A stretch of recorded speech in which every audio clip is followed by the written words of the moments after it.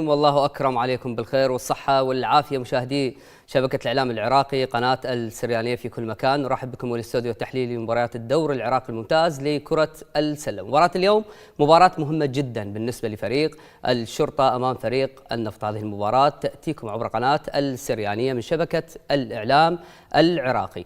دعوني أرحب بداية في ضيوفي في الاستوديو التحليلي محللي قناة العراقية الرياضية الدكتور حيدر جمعة. حياك الله دكتور، مرحبا بك في قناة العراقية الرياضية. اهلا وسهلا بك استاذ هادي. حياك الله. ايضا دعوني ارحب بضيفي المنضم مؤخرا الى عائله العراقيه الرياضيه وشبكه الاعلام العراقي والقناه السريانيه بالتاكيد للاستوديو التحليلي الكابتن علي فرحان. حياك الله كابتن. اهلا مرحبا. نورتوا. يا الله يحفظك. اهلا وسهلا بكم. مباراه مهمه اليوم مشاهدينا الكرام تجمع قطبي ديربي كرة السلة العراقي ما بين فريق الشرطة وفريق النفط. هذه المباراة على قاعة الشعب للألعاب الرياضية في بغداد. مباراة مهمة بالنسبة لكلا الطرفين. فريق النفط يحاول الفوز في هذه المباراة، وأيضا فريق الشرطة يحاول مصالحة جماهيره بعد الخسارة التي تلقاها مؤخرا بعد أن كان متقدما بالكوارترات الثلاث الأولى وخسر المباراة بفارق أمام المتصدر. دعوني أبدأ الحديث مع الدكتور حيدر. دكتور حيدر، مباراة مهمة جدا بالنسبة لفريق الشرطة، مباراة التعويض، مباراة إثبات الوجود، مباراة اليوم أمام فريق لطالما في هذه المراحل من المواسم الماضية كان متصدرا للدور. اليوم هو غير متصدر. من الممكن اليوم أن يحقق فريق الشرطة فوز مهم جدا على فريق النفط إذا ما أراد خالد يحيى اليوم قلب الطاولة على فريق الشرطة ويحقق العلامة الكاملة. نعم استاذ هادي، حقيقه المباراه اليوم بها عده نقاط مهمه. الاولى هي اكيد يعني بها تحديد مراكز، وهاي المراكز من تتحدد راح مثلا اذا ثالث او ثاني راح يلعب مع الثامن او يلعب مع السابع او السادس. نعم. هاي من ناحيه. الناحيه الاخرى انه هاي تنحسب، يعني مثلا اذا صعدوا الشرطه والنفط للنهائي ايضا تنحسب كفوز او خساره من 5، يعني 3 من 5. حقيقة أنا أشوف يعني وأعتقد أنه فريق الشرطة يعني وضعه حاليا أفضل من النفط، خاصة أنه هو حاليا بالفورمة بعد أن خاض مباريات دولية خلال هاي الفترة خارج العراق وداخل العراق، إضافة إلى مباراة محلية. أما فريق النفط تقريبا صار يعني 60 يوم أو أقل بشوية أنه يعني ما لعب أي مباراة ومدخل أي تجربة، كان أيضا عنده إصابات، لكن هذا لا يمنع أنه فريق النفط يعني فريق كبير وممكن أن يكون اليوم المباراة تكون ندية يعني ما بين الفريقين، وحقيقة أعتقد راح نعرف الفائز للأخير، يعني راح تبقى المباراة كلوز جيم يعني مثل ما نقول إلى نهاية المباراة. إلى نهاية المباراة يعني ما راح تبين ملامحها من الكوارتر الأول أو الثاني أو الثالث. ما أعتقد حقيقة، خاصة إذا فريق الشرطة صرف تكتيكيا مو مثل طبعا اللعبة السابقة مثل الدفاع الجوي، الفريق كان متقدم 23 نقطة. نعم.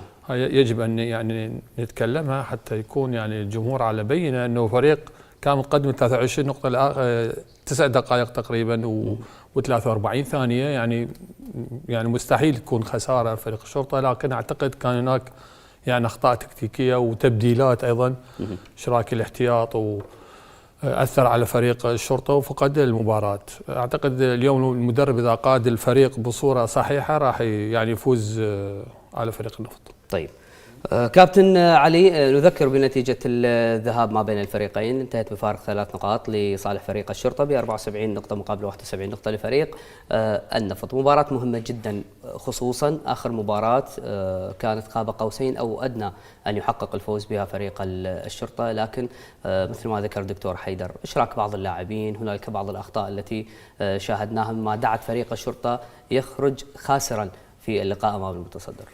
نعم، مثل ما تفضل الدكتور، يعني قصة طويلة يحملها الدوري العراقي بين الشرطة والنفط، تعتبر كلاسيكو العراق خلال هاي السنوات الأخيرة، لكن اللي حدث مع الفريقين طبعا خلال هذا الموسم موسم مختلف من خلال تغيير بعض العناصر فريق الشرطة وما حدث مع فريق النفط من إصابات يعني أثرت على مستوى الفريق وخلته يكون بالمراكز اللي هي ما متعودين نشوف فريق النفط او الشرطه بهذا المركز.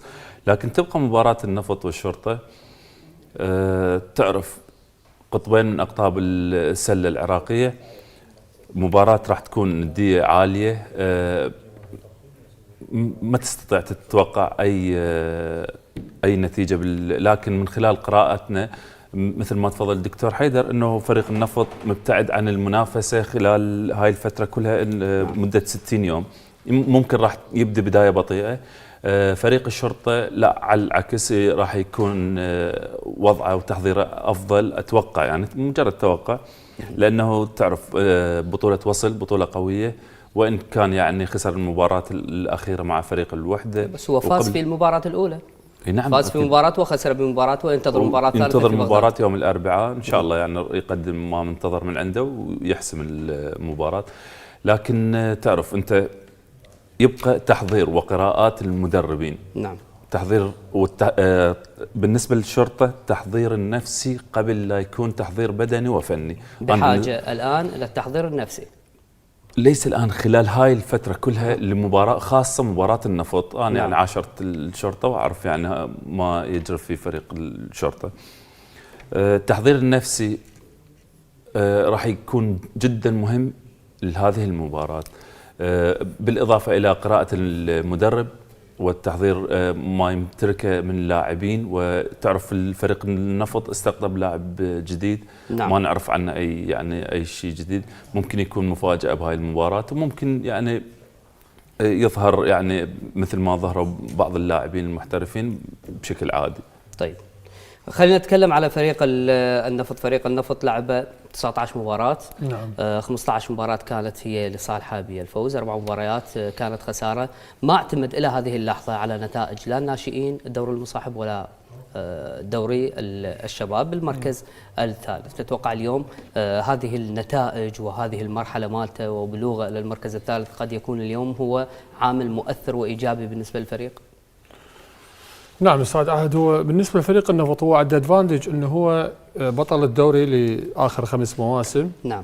هاي طبعا يعني نفسيا هي الفريق انه عنده استعداد يغلب او يتجاوز اي فريق، نفسيا هو عنده استعداد نفسي انه، وهذا ما شفناه يعني ايش قد صار عنده اصابات ويلعب 5-6 لاعبين لكن مرات يفوز بمباراه.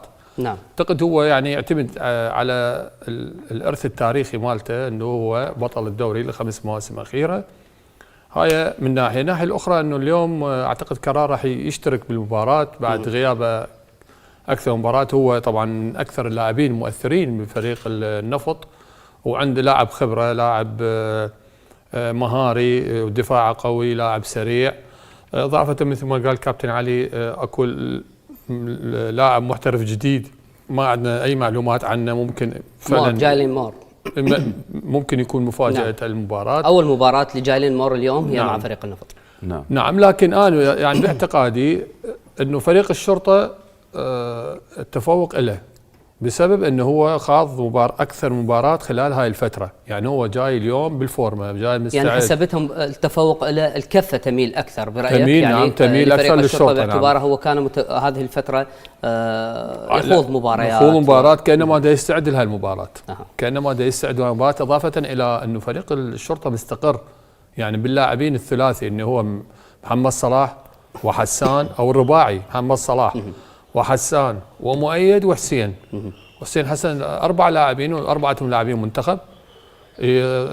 صاروا مع فريق الشرطة أعتقد 4 مواسم أو 5 مواسم. أكثر صار لهم كثير يعني. أكثر فريق مستقر المفروض هو الشرطة. نعم. وأكثر فريق هو عنده استعداد المباراة هو فريق الشرطة. هذا توقع يعني. توقع. طيب. وراح نشوف احنا الشوط الأول وأيضا طيب كابتن علي، فريق النفط دائما ما يعتمد على المحترفين، يعني إن كان على ويجنز أو جيبسون اليوم، إضافة محترف جديد يلعب لأول مرة اللاعب المحترف مور. جيلين مور هذا اللاعب اليوم سيشارك لأول مرة. باعتقادك بأن هي قد تكون مجازفة من خالد يحيى اليوم بإشراكه حتى وإن كان محترفا؟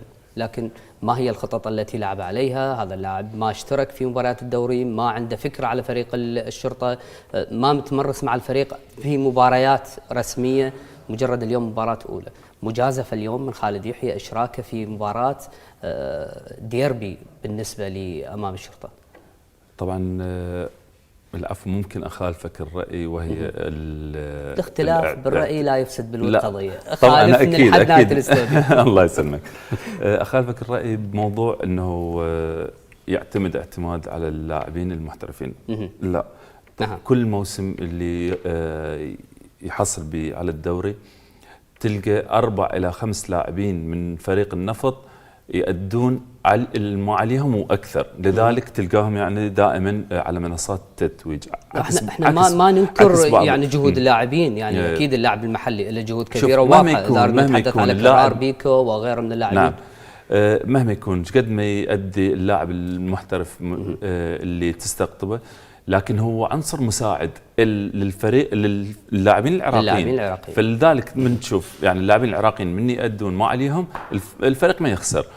طبعا ما اتكلم فقط عن الهجوم، عن الدفاع. الفريق لحمه واحده يلعب جود ديفنس، لذلك تشوف فريق النفط دائما اجريسيف بالديفنس، وتشوفهم يتاخرون بالمباريات ويفوزون. بالنسبه للاعب المحترف الجديد اكيد ما راح تكون يعني مجازفه، لانه صار له فتره طويله من ضمن الفريق، وكانت يعني البريك لمشاركه المنتخب ما سمح الكابتن خالد يتعاقد مع هذا اللاعب، وممكن نجربه خلال المباريات الوديه، وممكن اليوم نشوف شنو اللي يقدر يقدمه ويضيف للفريق النفط.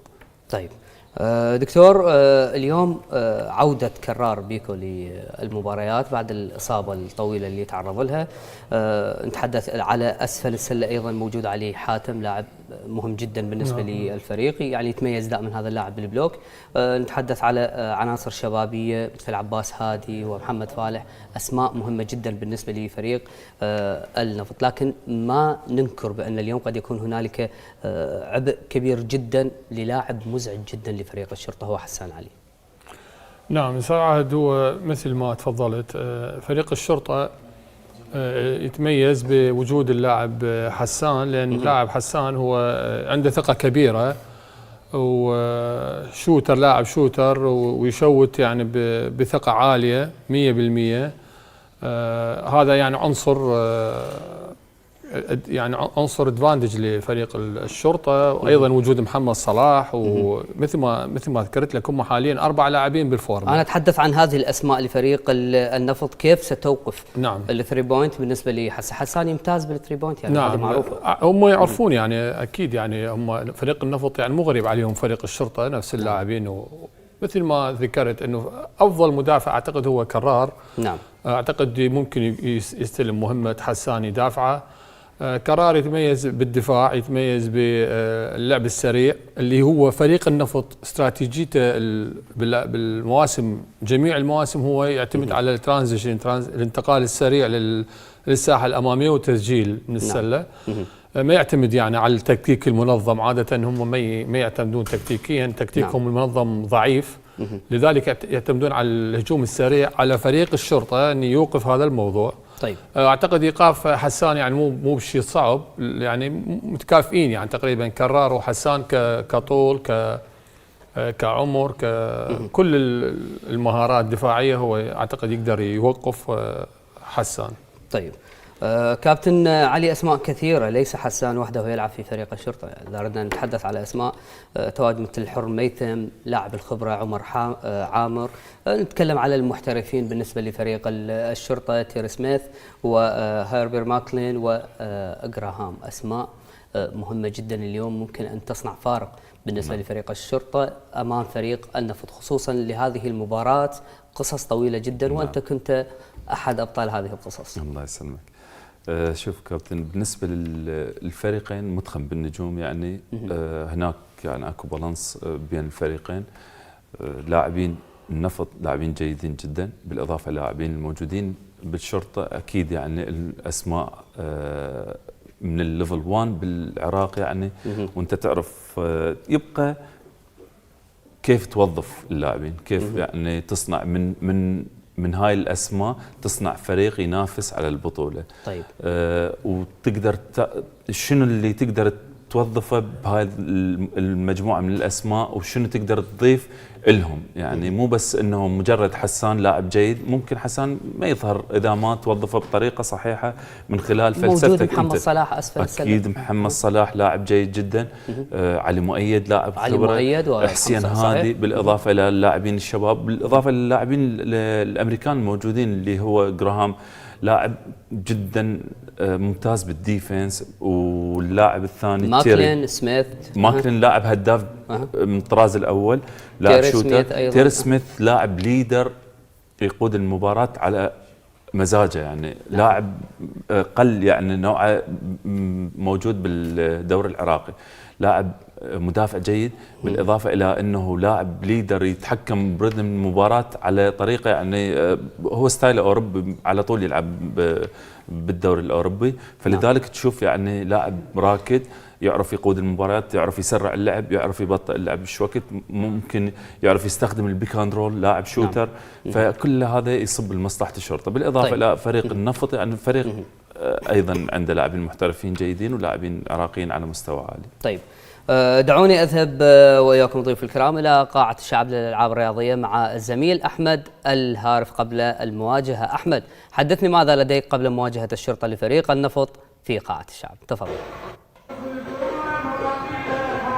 تحية طيبة لك يا زميلي عهد ولضيفيك الكريمين، وأيضا لمشاهدي قنوات العراقية الرياضية والعراقية السريانية. رمضان كريم على الشعب العراقي، وأمسية رمضانية كبيرة بين فريقي النفط والشرطة الأخضران الذين يلتقيان في قاعة الشعب الدولية في دوري السلة العراقي. طبعا 9 ألقاب موزعة بين الفريقين هنا حاضرة في قاعة الشعب، 6 لمصلحة النفط و3 لمصلحة الشرطة. يعني الفريقان لا يوجد لديهما غيابات سوى الكابتن جاسم محمد فريق النفط بسبب اجراء عمليه الرباط الصليبي في بدايه الموسم.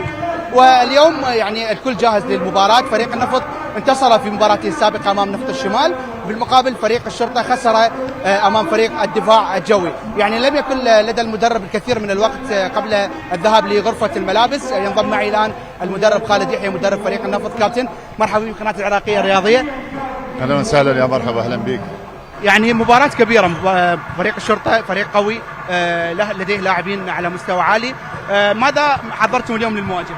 بسم الله الرحمن الرحيم، رمضان مبارك عليكم وعلى الأخوان في الاستوديو. بالنسبة لمباراتنا اليوم مع فريق الشرطة، أدري مباراة الشرطة فريق أكيد قوي، هو يمتلك لاعبين جيدين على مستوى عالي بالإضافة إلى لاعبين أجانب. أكيد احنا حضرنا لهذه المباراة. فريق الشرطة لاعبين أكثر من مباراة وأكثر من موسم، عندي معرفة كاملة على فريق الشرطة. رغم الإصابة يعني اللي كانت عندي الإصابات، جاسم محمد اللي بصراحة يعني ابتعد لنهاية الدوري، بالإضافة إلى كرار صار له أسبوع تقريبا رجع للوحدة التدريبية، بالإضافة إلى علي حاتم اللي الظرف اللي صار، الحمد لله وشكر على كل اللي صار بوفاة ابنه. فالحمد لله وشكر. الفريق مالنا إن شاء الله اليوم جاهز. اليوم احنا حضرنا لهذه المباراة. مباراتنا اليوم مع فريق الشرطة مباراة مهمة جدا، تحديد المراكز اليوم احنا والشرطة. ان شاء الله اليوم اللي يقدم واجباته، المحضر المباراة جيد، هو راح يكون الى الطرف الفائز في هذه المباراة. يعني هذه المباراة ب6 نقاط، يعني من يفوز في هذه المباراة يكون في وصافة الدوري. هذه مباراة مهمة للاعبين وايضا لك كمدرب. نعم اكيد، مو قلت لك هي تحديد المراكز. يعني اليوم احنا ان شاء الله لا فزنا في هذه المباراة اليوم احنا راح نكون فريق الوصيف في الترتيب. اكيد حضرنا مثل ما قلت لك لهذه المباراة اليوم، واللي حضر لهذه المباراة واللي يؤدي اللاعبين لا ادى واجباتهم صورة صحيحة داخل الملعب، اكيد راح تكون المباراة ايجابية لفريقنا ان شاء الله. شكرا جزيلا، شكرا، موفقين ان شاء الله. زميلي عهد، يعني مثل ما سمعت الكابتن خالد يحيى، يعني محضرين للمباراة فريق النفط لمواجهة فريق الشرطة. الان ينضم معي مدرب مساعد فريق الشرطة. كابتن مرحبا بك قناة العراقية الرياضية. اهلا وسهلا بك حبيبي. كابتن، يعني مثل ما استمعت قبل قليل الكابتن خالد يحيى، محضرين للمباراة لمواجهة فريقكم، ماذا حضرتم انتم للمباراة؟ اكيد يعني مباراة الشرطة والنفط يعني لها في الطابع خاص. فريق النفط فريق كبير، مدرب ولاعبين كبير، واحنا يعني الحمد لله فريقنا تم متجهزين مستعدين لمباراة اليوم، وان شاء الله يعني محضرين العدة لهاي المباراة، وان شاء الله يعني راح نفاجئ الجميع وراح يرجع فريق الشرطة المستوى الطبيعي ان شاء الله. يعني هذه المباراة راح تكون بمثابة يعني تعويض عن المباراة السابقة التي خسرتوها امام الدفاع الجوي. اكيد يعني احنا الكل شاهد مباراه نادي الدفاع الجوي، رافقتها بعض الاخطاء، لكن اليوم احنا عازمين ان شاء الله نحقق نتيجه ترضي الاداره وترضينا ككادر تدريبي وكلاعبين وكجمهور ان شاء الله. شكرا جزيلا، موفقين ان شاء الله. حبيبي للجميع. زميلي عهد، دقائق قليلة وتنطلق مواجهة فريق النفط وفريق الشرطة ضمن حساب دوري السلة العراقي، المباراة القمة الذي ينتظرها الجميع. شكرا جزيلا للزميل العزيز أحمد الهارث. أحمد، أعتقد أنت جاي تتمرن وياهم اليوم، يعني شاهد ملامح أحمد بالتمرين. شكرا لأحمد الهارث. بالتأكيد أمسية رمضانية جميلة جدا بعد ما شاهدنا هذه اللقطات من قاعة شعب الألعاب الرياضية، المربع البغدادي والحضور الجماهيري وكل هذه الأمور تضاف إلى جمالية هذا الديربي المهم جدا ما بين الشرطة وما بين النفط لحساب الدوري العراقي الممتاز لكرة السلة. كابتن دكتور عذرا، اليوم سنتحدث وتحدثنا عن فريق الشرطة بعناصر، نتحدث أيضا على الأسماء المهمة جدا لصانع الألعاب إن كان الحر ميثم، وخيارات المدرب غسان سركي ستكون متاحة أمام دكة احتياط عامرة بالنسبة للاعبين. نعم، أعتقد أستاذ عهد أن فريق الشرطة يملك كثير من اللاعبين على البنج والستار فايف يعني جاهز. عنده اللاعب الامريكي البوينت جارد اسمه تير، يعني لاعب كبير ويمتلك مهارات عاليه، لاعب شوتر، عنده يقدر يقود الفريق يعني بدرجه عاليه من المهاره والتكتيك. فاعتقد فريق يعني الشرطه متكامل وما عنده حجه اليوم يعني امام النفط، ونتمنى ان يظهر يعني مستوى جيد للفريقين طبعا، وتكون مباراه ممتعه للجماهير العراقيه. مثل ما ذكرت انه الكفه تميل. ملاحظاتك على فريق الشرطه. فريق الشرطه اعتقد اهم شيء يلعب تيم وورك، او اهم شيء ما تحدث يعني مشكله بين دائما يلعب هو تيم وورك، واخرها حتى في مباراه امام لا، وفريق الدفاع الجوي كانت اعتقد اكو مشاكل يعني يعني مشاكل يعني خلف الكواليس، ما اعرف يعني لان الدفاع الجوي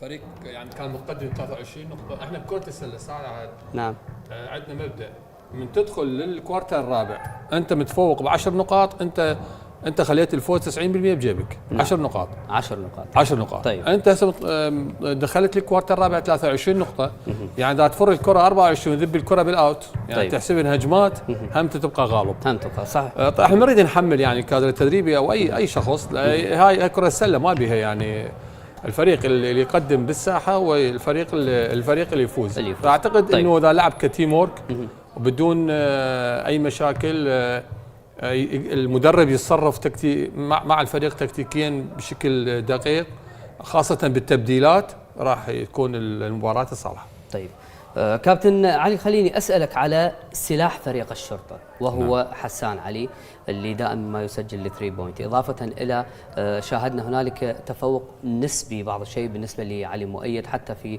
ال3 بوينت. اذا اردنا ان نتحدث على حسين هادي لاعب الباور فورد، او نتحدث على مستوى اللاعب البديل بالتاكيد نتحدث هذا عنه، كل هذه الاسماء هي مهمه جدا لفريق الشرطه. نعم. تعتقد اليوم ستصنع الفارق في هذه المباراه امام النفط؟ بالنسبة لي أنا اللي يصنع الفارق فلسفة المدرب اللي يصنع الفارق. ممكن لاعب غسان سركيس نعم وكذلك يعني الكابتن خالد، يعني أكيد شنو اللي أنت محضر وشنو أنت قراءتك للمباراة. فلسفة المدرب غسان سركيس من خلال متابعة الدوري يبدأ الشوط الأول والثاني، الكوارتر الأول والثاني يلعب مان تو مان كلاسيك، يعني مثل ما شفنا هو عنده بالانس بالسايز، فلذلك دائما يلجا للسويتش سويتش ديفنس بالبيكاند رول. بالنسبه للشوط الثالث الكوارتر الثالث والرابع يلعب زون دائما، وراح تشوفوا هذا اليوم نفس السيناريو راح يحدث بهاي المباراه توقعي. لكن بالنسبه للاعب حسان وتصاعد مستوى اللاعب علي مؤيد هذا اكيد راح يصب بمصلحه الشرطه. لا ننسى انه ممكن عوده اللاعب لاعب نادي النفط اللاعب المحترف أنطوان ويجنز اللي مستواه متراجع قليلا يعني خلال الفترة، لذلك أدى إلى مستوى النفط. بس أعتقد اليوم سيعتمد النفط على اللاعب المحترف جيبسون أكثر يعني. لاعب شوتر دائما جيد، يعتمد على لكن هذا اللاعب في المباريات مؤثر يعني. شاين جيبسون هو دائما شاين جيبسون هو ممتاز جدا لاعب شوتر، لكن يحتاج بعض المساحات حتى يقدر يكون مؤثر اكثر، وهو يكون بالكاتش اند شوت. بس الواضح احنا نتحدث الواضح عنه في اللاعب المباريات دائما المؤثر ما يعتمد على هذا اللاعب. ويجنز لا، اللاعب المؤثر بالنسبه لي يعني كرؤيه يعني ممكن رايي، اللاعب اللي كان يعني العام السابق هو العنصر المؤثر الاول بالدوري، كان بالدوري وافضل محترف بالدوري، حتى افضل من سوزا يعني. كان لاعب شوتر، لكن هذا يطلع ب 20 18 الى 15 ريباوند معدله وسكور عالي. لذلك كان مؤثر جدا بالدوري. ممكن اليوم يعود من خلال مباراه الشرطه. طيب أتوقع. ما ننسى ايضا اليوم ستكون خدمات علي حاتم اللاعب اللي يلعب دائما اسفل السله متاحه وبقوه. اعتقد اليوم طبعا نعزيه هذا اللاعب بفقدان نجله سيف قبل فتره قليله جدا. اليوم مدافع ويتميز بالبلوك واسفل السله، وجوده مهم جدا اليوم. نعم اكيد يعني اكيد هو علي حاتم وجوده خاصه بالدفاع يعني هجوميا نوعا ما يعني علي حاتم يعني فقط اسفل السله يعني. نعم. الميد رينج ما عنده، 3 بوينت ماكو. اكو نقاط نعم نقاط دقيقه جدا. هو بالانسايد جيم فريق النفط يتفوق على فريق الشرطه. ايضا بالاوتسايد جيم اللاعبين المحليين ولاعبين امريكان يعني ك 3 بوينت ايضا يتفوقون يعني. عندك علي مؤيد يشوت 3 بوينت، عندك حتى محمد صلاح يشوت 3 بوينت، حسان يشوت 3 بوينت. نعم. فريق النفط بالاوتسايد يعني اللاعب الطويل ما عنده لاعب طويل عاده بالتكتيك. عنده عناصر، عنده عباس كان شوت، عباس هادي ومحمد فالح. نعم. محمد عنده كرار ايضا يشوت. لكن مثل ما قال الكابتن علي احنا عندنا لاعب جديد. نعم. فريق النفط ما نعرف يعني حقيقه باي مركز يلعب، وما نعرف شنو مواصفاته وشنو اداءه يعني. يلعب بوينت جارد، هو يلعب بوينت جارد. راح من خلال نشوف الشوط الاول. انا وقت قصير عندي الكوارتر الاول والثاني، النصف الاول لصالح الشرطه. لصالح الشرطه. كابتن علي، الكوارتر الاول والثاني، النصف الاول للمباراه. هاي المباراه تنتهي يعني بالنسبه لي مع صافره الحكم، غير مع صافره الحكم. نعم. بدون توقع. بدون توقع. اذا الكابتن علي لا يتوقع احداث للشوط الاول، وتكمل واحد ما يتوقع. مالت الكفه الى فريق الشرطه. نذهب مباشره الى معلق المباراه الزميل رضوان فيصل. رضوان، اسمعنا وحدثنا احداث الشوط الاول لمباراه فريق نادي الشرطه ونادي النفط. لك الكلمه. شاشة الوطن، قناة العراقية الرياضية، ونقل مباراة النفط والشرطة، المباراة المؤجلة من مرحلة الإياب لمنافسات الدوري العراقي الممتاز بكرة السلة. إذا قمة منتظرة بين الفريقين عطفا على اللقاءات السابقة التي جمعت الفريقين دائما ما تكون الندية والإثارة حاضرة في هذا الديربي. بالنسبة للستارتنج فايف نادي الشرطة: تيري جيمس سميث، حسان علي عبد الله، محمد صلاح، دونتي إجراهام وعلي مؤيد. بالنسبة للنفط: كرار بيكو، علي حاتم، شاين جيبسون، ويجنز وعباس هادي. بداية هذا اللقاء أولى التصويبات ضاعت على فريق النفط. الريباوند حاضر من محمد صلاح.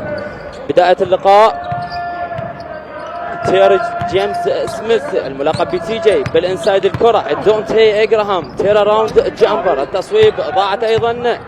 ضياع للكرات من الفريقين في بداية هذا اللقاء. كرة لعباس هادي نادي النفط. علي حاتم بانتظار المساندة والمساعدة.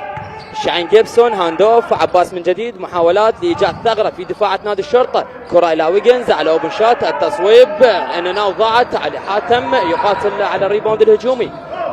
ضاعت الكرة على النفط. دونتي بالريباوند.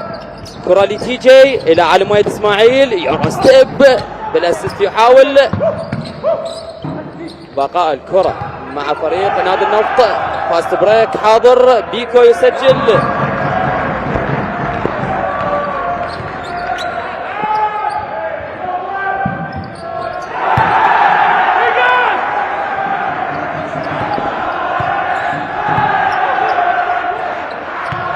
معادلة ارقام من فريق الشرطة. حاليا كرة مع فريق النفط. علي حاتم، محاولات بيكو العائد من الإصابة. اكيد غياب بيكو اثر على الفريق كثيرا.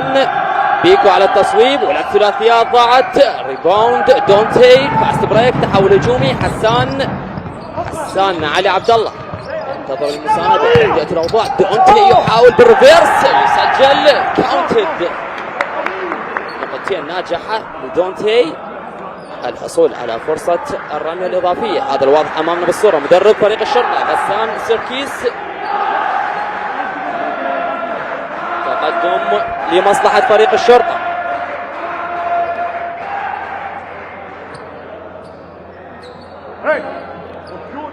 الرمية الإضافية دونتي إجراهام على التنفيذ بنجاح الوصول للنقطة رقم 6 في رصيد فريق الشرطة. كرة لويجنز. عباس هادي، محاولات. علي حاتم. علي لاعب السنتر إلى شاين جيبسون. شاين الذي أتى عوضا لكولمان المحترف السابق. كرة لعباس، درايف على الباسكت. حلوة يا عباس، في شجاعة كبيرة يسجل هذا اللاعب. نقطتين تخلص الفارق. 6-4 تقدم للشرطة. كرة لتي جي إلى دونتي. محاولات دونتي، اكسترا باس، بول موفمنت. حسان على اوبن شوت، ما يرحم هذا اللاعب ابدا. متروك بدون اي ضغط دفاعي. مزعج هذا اللاعب جدا. يدخل اجواء اللقاء بثلاثية اولى. اكيد حسان متعود على الثلاثيات. يجب ان يكون هناك حل دفاعي من فريق النفط على حسان. كرة لبيكو، محاولات. كرار بيكو. عباس هادي. علي حاتم يطلب الكرة بالانسايد. صافرة حاضرة في هذه اللحظات. مخالفة 24 ثانية حاضرة. تيرن اوفر وانتقال الحيازة لمصلحة فريق الشرطة. هذا علي مؤيد لاعب فريق الشرطة. تقدم لمصلحة القيثارة. 9 نقاط مقابل 4 للنفط. كرة لتي جي بالانسايد على اللو بوست. محاولات دونتي إجراهام. دونتي بول فيك، دخول. صافرة حاضرة. تيرن اوفر على دونتي. اقدام الكرة في هذه اللحظات. انتقال الحازة لمصلحة فريق النفط. دائما ما تكون مباريات النفط والشرطة حافلة بالإثارة والندية. هذا ما ننتظره أكيد في لقاء هذا اليوم. كرة لبيكو. هاند اوف. شاين جيبسون. بيكو من جديد. محاولات بالانسايد. ويجنز اللاعب الباور فورورد. ستيب باك، تصويب قصيرة ضاعت. دونتي في ثالث ريباوند. تحول هجومي فاست بريك. علي مؤيد. محاولات من علي. تهدئة الأوضاع. تصل إلى حسان. خطير هذا اللاعب جدا. حسان درايف. علي مؤيد. إسماعيل قصيرة ضاعت. محاولات من علي مؤيد. تسجيل الثلاثي اكيد هو نسبته تحسنت كثيرا منذ بدايه هذا الموسم. حلوه لويجنز. الدخول والتسجيل مع الحصول على فرصه الرميه الاضافيه. حصول النقطه رقم 6. فارق 3 نقاط حاضر في هذه اللحظات. توان ويجنز 34 سنه، 203 سنتين طول هذا اللاعب. تجارب سابقة الأهلي القطري، باوك اليوناني، وأهلي حلب السوري. إذن 3 نقاط سريعة لأنتوان ويجنز. كرة لتي جي. محاولات شرطاوية في هذه اللحظات. تي جي إلى حسان يحاول أسفل السلة. حلوة يا حسان، لحظة رائعة لهذا اللاعب. سجل بالريفيرس. حلوة يا حسان، زيادة الفارق من جديد. نفط. محاولات لتقليص الفارق. التعويض عباس هادي. ويجنز من جديد المحترف. 1 على 1 يحاول التصويب. حلوة من المسافة المتوسطة. فريقين داخلين بشكل رائع في أجواء هذا اللقاء.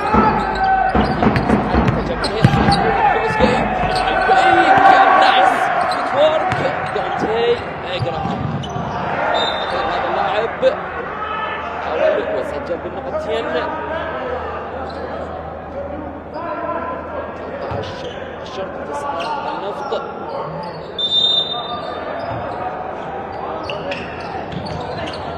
كرة لشاين جيبسون، تصويب بعد هذه الكرة لعباس هادي لقاط هذا الريباوند.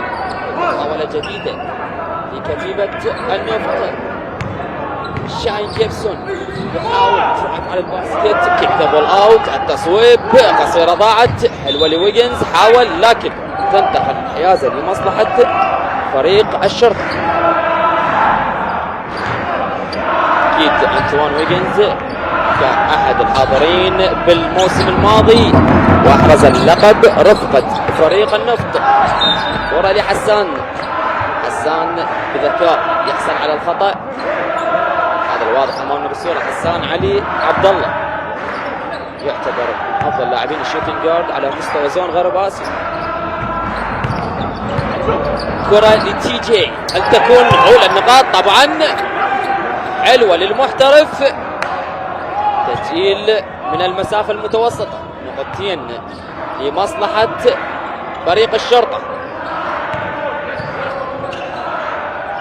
كرة لشاين جيبسون، شاين يحاول محاولات بإيكو بالفيزيكال موف، يحاول علي حاتم ولا الكرات واللمسات، الصافرة حاضرة، مخالفة المشي بالكرة. علي حاتم غير راضي عن القرار الأخير.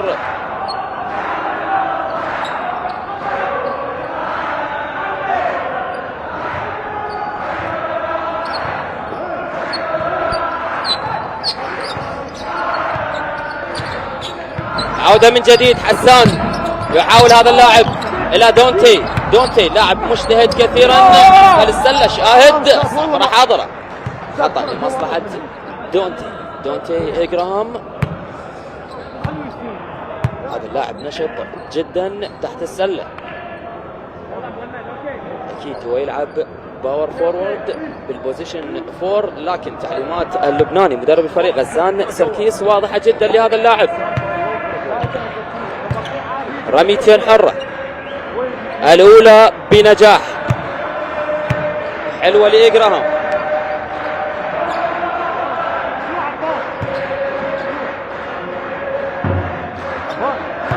سنة مترين طول هذا اللاعب.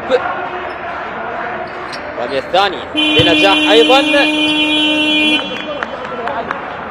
هذا الواضح أمامنا بالصورة، نقطتين سريعة من خط الرميات الحرة لدونتي إجراهام. الوصول للنقطة 17 في رصيد فريق الشرطة، إذن 17 الشرطة 9 نقاط النفط، مع وجود تايم اوت وقت مستقطع لمدرب فريق النفط الكابتن خالد يحيى.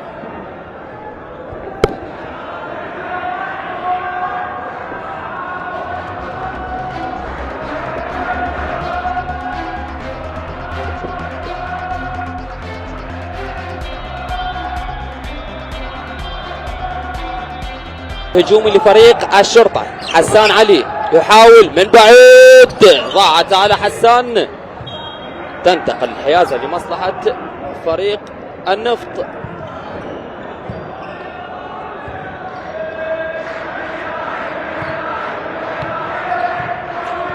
كرة لعباس هادي، عباس، محاولات من عباس هادي، حيدر جمعة، محاولات بالانسايد، حلوة لحيدر البديل الحاضر في التشكيل الخماسي حاليا، خلص الفارق الوصول للنقطة 11. حلوة لحيدر، ضروري انك تكون لاعب قادم من البنش وتسجل وتساعد الفريق. كرة لحسان مقطوعة، سرقة للكرة، محاولات عباس هادي، حاول عباس، صافرة حاضرة، رميتين حرة وخطأ لمصلحة عباس، حاول أن يستعرض ويعمل الشو تايم ودونتي يرتكب الخطأ. شاهد بالريبلاي بالإعادة، دونتي هل هناك بلوك؟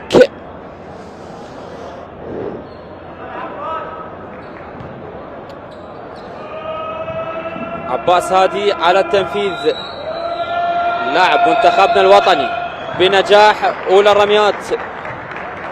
عباس هادي 25 سنة، 190 سنتيم طول هذا اللاعب، تجارب سابقة في التضامن والكرخ. ثاني الرميات بنجاح، حلوة لعباس هادي، حاليا تبديل حاضر في كتيبة فريق الشرطة. الدخول لهاربرت ماكلين، هذا المحترف الجديد الحاضر في كتيبة فريق الشرطة. ماكلين يحاول، ضاعت الكرة، تحول هجومي، جيلن مور إلى عباس يحاول، ضاعت الكرة، صافرة حاضرة. ما هو القرار؟ خطأ لمصلحة عباس هادي من جديد. شاهد على العادة عباس حاول بالاب اند اندر والإعاقة والخطأ حاضر.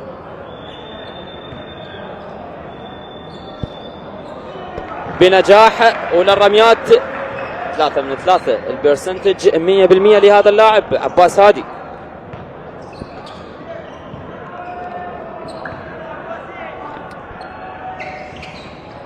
ضاعت الكرة على عباس، اكيد ما نريد نحسدك يا عباس هادي، لكن عباس اضاع الكرة. تحول لتي جي وكتيبة القيثارة. تي جي محاولات، تيري جيمس اضاع الكرة، تحول هجومي من جديد، جيلن مور يحاول، جيلن المحترف الجديد الحاضر في كتيبة فريق النفط. كرة لشاين جيبسون، شاهد الفيك، حلوة لشاين جيبسون، رائعة لهذا اللاعب. شاهد التشجيع حاضر من عباس هادي، يطلب من زملائه تهدئة الأمور. الرجوع سريع لكتيبة فريق النفط بعد التايم اوت. 17 فريق الشرطة، 16 فريق النفط، وهناك تخليص للفارق مع وجود تايم اوت، وقت مستقطع لفريق الشرطة.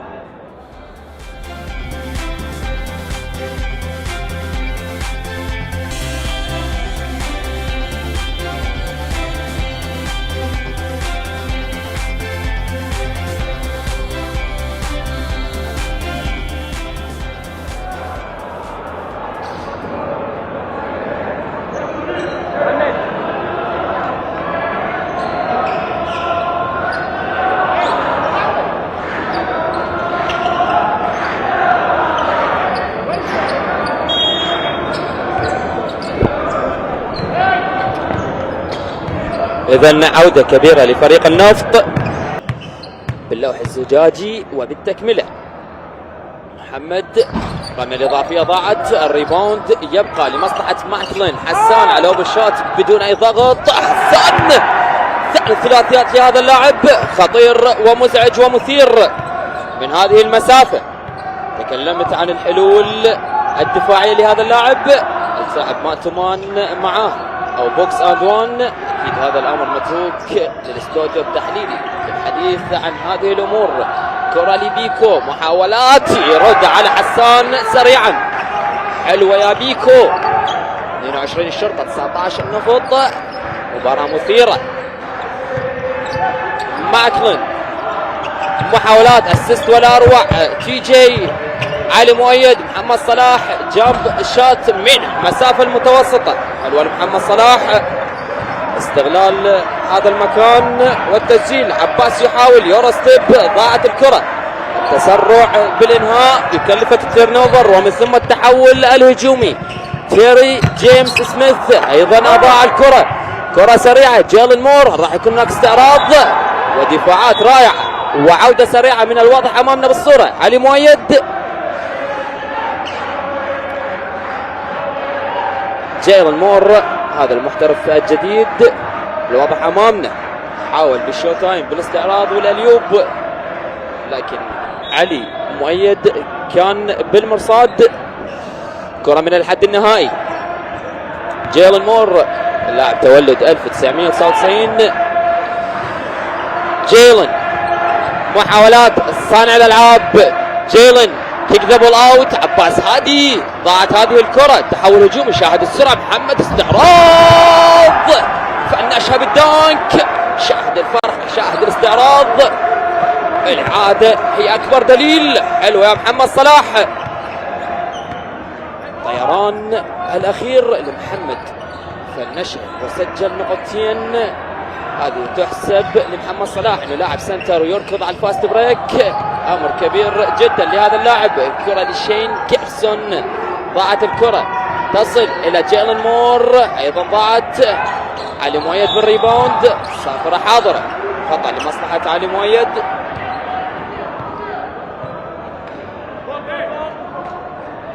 ستة وعشرين شرطة 19 فريق النفط. شاهدنا استعراض خرافي من محمد صلاح،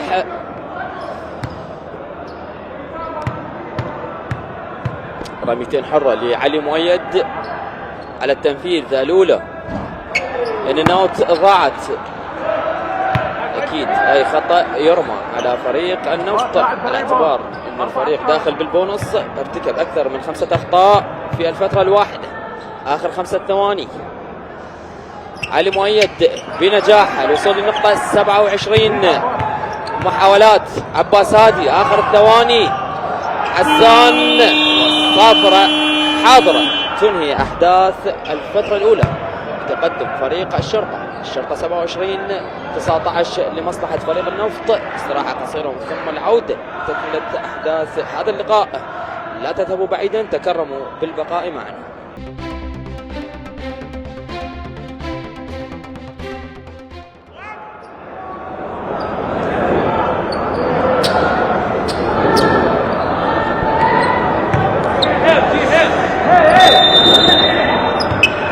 العودة من جديد أحبة المتابعين المشاهدين لقناة العراقية السريانية.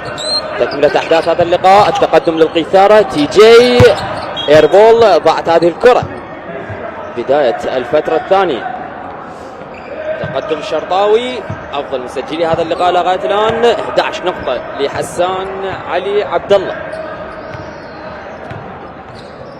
كرة لعباس هادي صانع الألعاب، محاولات إلى حيدر جمعة، هاندوف شاين جيبسون، شاين صافرة حاضرة، خطأ لمصلحته. أكيد نو باسكت، خطأ راح يكون من الحد الجانبي، عفوا من الحد النهائي. بريباوند جديد، كرة لحسين زهير البديل الحاضر. حسين يحاول يتعرض للبلوك شوت، تحول بيكو، وين الفينش؟ حلوة يا عباس، لكن تحتسب هذه النقطتين جول تندنج. هذه إشارة الدكتور محمد حسن شعلان. الشاهد نعم هناك اعتراض غير شرعي للكرة. جود كول لحكم المباراة. كرة جديدة بحيازة تيري جيمس سميث الملقب بتي جي. محمد صلاح، هاند اوف علي مؤيد، تصويب، وهذا هو السهل الممتنع لعلي مؤيد. حلو يا علي، سجل نقطتين سريعة، زيادة الفارق من جديد 29-24. شين للرد، يحاول بلوك والأروع من محمد صلاح، لكن هناك تكملة من حيدر جمعة يخلص الفارق إلى 3 نقاط. شاهدنا بلوك رائع من محمد صلاح. كرة لماكلن، أول دخول بأجواء هذا اللقاء لماكلن بثلاثية حلوة لماكلن. هاربرت كتيبة فريق الشرطة تزيد الفارق، وأنتوان ويجنز يقلص من جديد. مباراة سريعة، سلة هنا وسلة هناك. مباراة أصبحت سريعة جدا في هذه الدقائق. تي جي محاولات التصويب، حلوة يا تي جي، ثلاثية جديدة، نسب مرتفعة ل3 بوينت لفريق الشرطة. القيثارة يبدعون في هذا اللقاء. شاهد القتال الدفاعي من حسين زهير، محاولات حسين يطالب بالتهدئة. كرة إلى علي مؤيد من جديد، تي جي اكسترا باص، حسين زهير ستيب باك، التصويب، ضاعت هذه الكرة على حسين زهير الموسوي البديل الحاضر بالتشكيل الخماسي. محاولات من الكوتش غسان سركيس، الزج بأكثر عدد من اللاعبين من البنش. كرة لبيكو، حلوة لبيكو، هذا الفيك، حلوة يا بيكو، هالفينش، ثلاثية للاعب منتخبنا الوطني. تخلص الفارق من جديد، مباراة أصبحت أحلى. هل هناك باسكت؟ صافرة حاضرة، ردين حرة لمصلحة تي جي. خطأ بإشارة من الحكم الدكتور مهند جواد.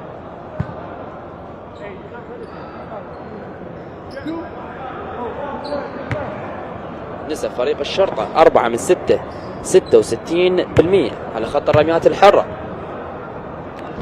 الرمية الأولى بنجاح، 5 من 10 الثلاثيات 50%، وهي نسبة جيدة جدا لفريق الشرطة. جيمس من جديد يسجل بنجاح، حلوة لتيري جيمس مع دخول لحسين هادي لاعب الباور فورورد لفريق الشرطة. إثارة أكيد، كثرة الأدوات على البنش، كثرة الاختيارات للمدرب اللبناني غسان سركيس.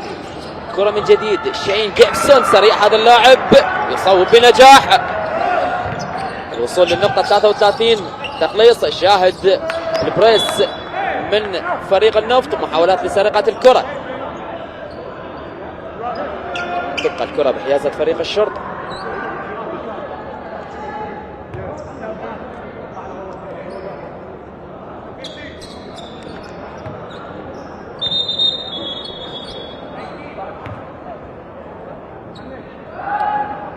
أفضل مسجلي اللقاء من فريق النفط كرار بيكو 8 نقاط على مستوى الريباوند، علي مؤيد 4 ريباوند مقابل 3 لعلي حاتم. هذه الأرقام والإحصاءات. كرة لمتميز تي جي إلى علي مؤيد، التصويب ايربول ضاعت. حسين يقاتل من جديد، حسين هادي من المسافة المتوسطة، حلوة يا حسين، هذه هي مكاناته. حسين دائما ما يتمركز بصورة جيدة، ياخذ الاسيست ويفنش بسهولة. وصول للنقطة 39 حلوة لكتيبة الشرطة.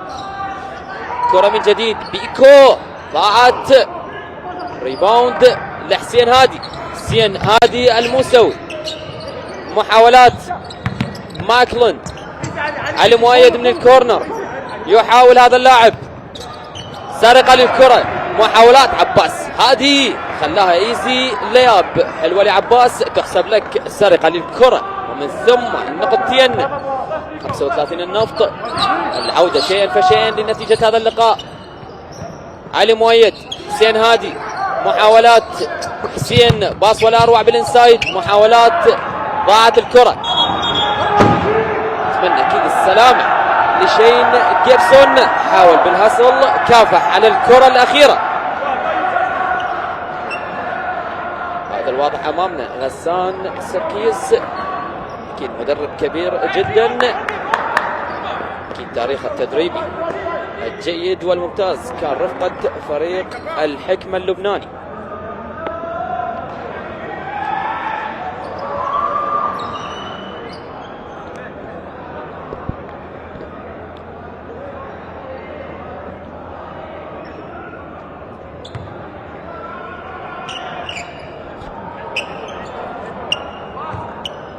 كرة شرطاوية، ماكلن، هاربرت ماكلن محترف الجديد يحاول، سجل ثلاثية بانتظار التميز لهذا اللاعب. علي مؤيد يحاول، ضاعت هذه الكرة، تتحول إلى عباس، عباس يحصل على الخطأ. هذا الدكتور أحمد رافد حكم الثالث الحاضر في هذا اللقاء. كرة من السايد لاين،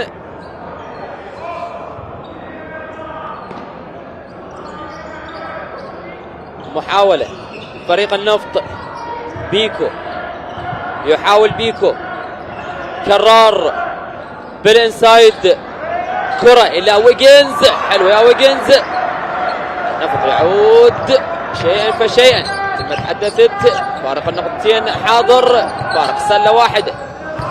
كرة للشرطة، تي جي، محاولات، علي مؤيد، تصويب، أخيرا يسجل، حلوة لعلي مؤيد، أيضا لاعب منتخبنا الوطني، هو أيضا لاعب باور فورورد في كتيبة فريق الشرطة. بعد محاولات عديدة سجل علي مؤيد. كرة لعباس هادي، محاولات وطيران، ضاعت الكرة، تحول، صفرة حاضرة، تبقى الحيازة لمصلحة فريق النفط.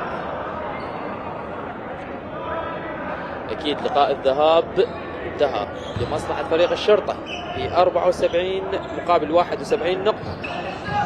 سننتظر ما تؤول إليه نتيجة هذا اللقاء. كرة لعباس المتميز جدا، ضاعت هذه الكرة، تبقى بحيازة عباس وفريق النفط. شاين جيبسون خطير هذا اللاعب، ضاعت أيضا محمد صلاح بالريباوند. تهدئة الأوضاع من ماكرون. فريق الشرطة يحاول التسجيل في هذه اللحظات، سلة مهمة مع اقترابنا من نهاية الفترة. كرة ونقطتين رائعة جدا، يسجل بنجاح تي جي سميث، لاعب مجتهد ونشط جدا منذ انطلاقة هذا اللقاء دفاعيا وهجوميا.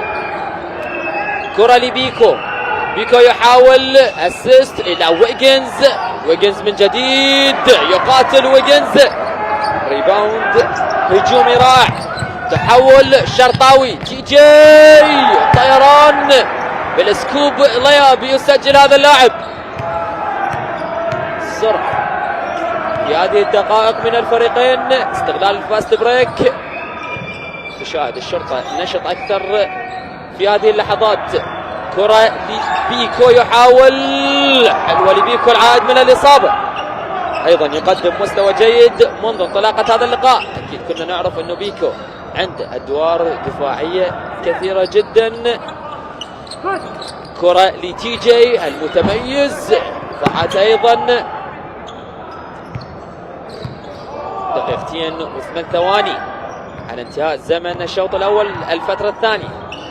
شاين جيبسون قادر على التصويب والتسجيل في أي لحظة. عباس هادي اكسترا باس إلى بيكو، تصويب، ضاعت أيضا. الصافرة حاضرة.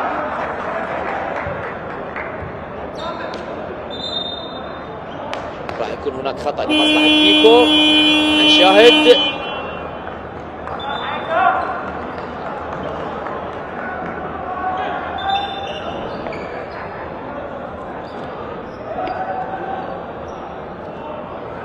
تبديل حاضر في تشكيلة فريق النفط. الدخول للاعب الشاب محمد فالح،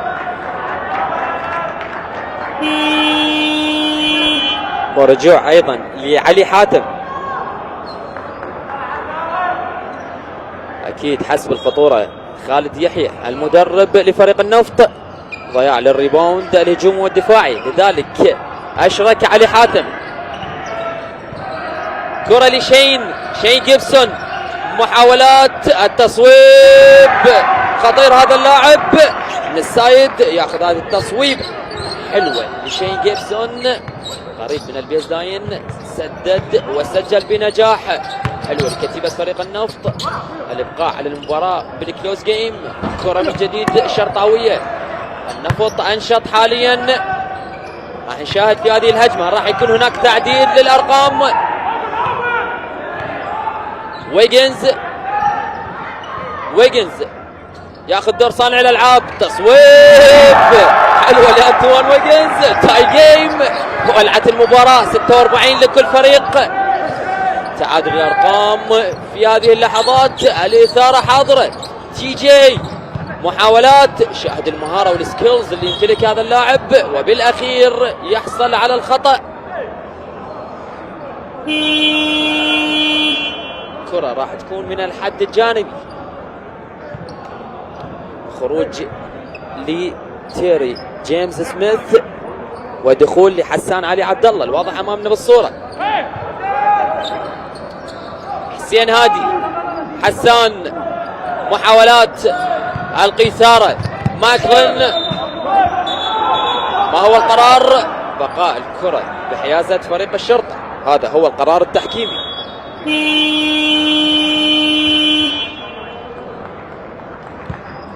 إذن مثل ما تحدثت، لقاء مثير، 48 ثانية متبقي على انتهاء زمن الفترة الثانية. تعادل الأرقام 46 نقطة لكل فريق مع وجود تايم اوت وقت مستقطع.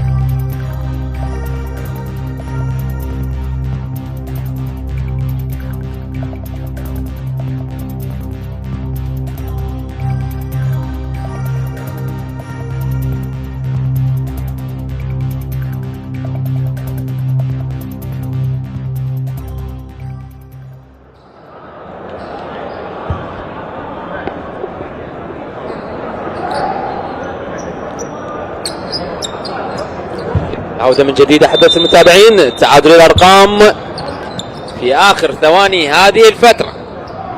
محاولات علي مؤيد يحاول ايربول، ضاعت الكرة. شاهد التحول الهجومي عباس هادي، محمد فالح، علي حاتم، والكرات ضاعت على علي حاتم من جديد. تحول حسين هادي، حسين، حسان علي، ديلوان إجراهام، دونتي يحاول، قصيرة ضاعت آخر الثواني. يجب على فريق النفط أن يستغل زمن هذه الهجمة. شين أكيد هو أفضل لاعب قادر أن يفنش هذه الكرة بنجاح. شين جيبسون، محاولات كروس اوفر، شاهد الاسيست، تصويب، ضاعت الكرة آخر الثواني. ماكلين، الصافرة تحضر في هذه اللحظات انتهاء زمن الشوط الأول والفترة الثانية. تعادل الفريقين 46 نقطة لكل فريق. راح نذهب حاليا إلى استراحة ومن ثم العودة لتكملة أحداث هذا اللقاء. لا تذهبوا بعيدا أحبة المتابعين، لدينا المزيد.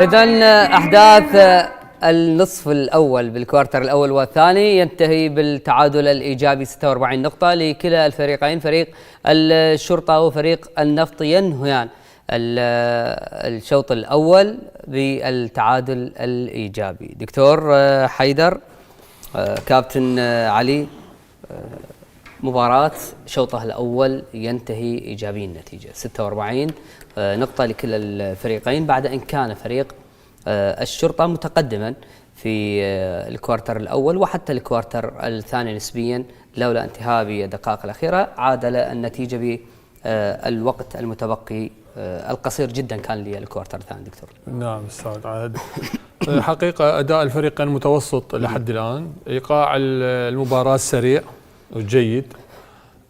أداء الفريقين تكتيكيا خاصة بالهجوم غير منظم لحد الآن. نعم. يعني كتدوير كرة، كتطبيق تكتيك ضعيف.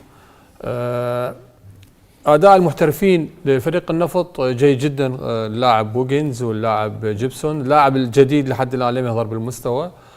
الفريق أداء المحترفين للفريق الشرطة ظهر اللاعب تيرس مستوى ممتاز. لاعبين محليين لفريق الشرطة، لاعب حسان ظهر مستوى جيد، أعتقد لعب 9 دقائق، وبعدين سحب المدرب البنج، ما أعرف حقيقة ليش. فريق الشرطة يعني كان افضل. حسان لعب 9 دقائق لكن سجل 13. نعم، هو قلت لك كان يعني مستوى ممتاز. سجل 11 بحيازه 13. نعم 11 نقطة مقابل حيازه 13. يعني افضل لاعب في النصف الاول، افضل لاعب فيما يخص فريق الشرطة. لكن المدرب سحبه، عنده رأي يعني بهالموضوع. فريق الشرطة بقى متقدم 8 نقاط 7 نقاط لحد الدقيقة الأخيرة بالفترة الثانية. فريق النفط عاد. نعم. أعتقد التبديلات أثرت على فريق الشرطة. فريق النفط يعني جاهد حتى يرجع الفارق ويرجع للمباراة، وفعلا حقق هذا الشيء بتحقيق التعادل. طيب كابتن علي، أفضل لاعب في فريق النفط أنطوان المحترف، تسجيله أنطوان ل 14 نقطة بحيازة وصلت لل 15. نعم. بالمقابل فريق الشرطة كان هو اللاعب حسان.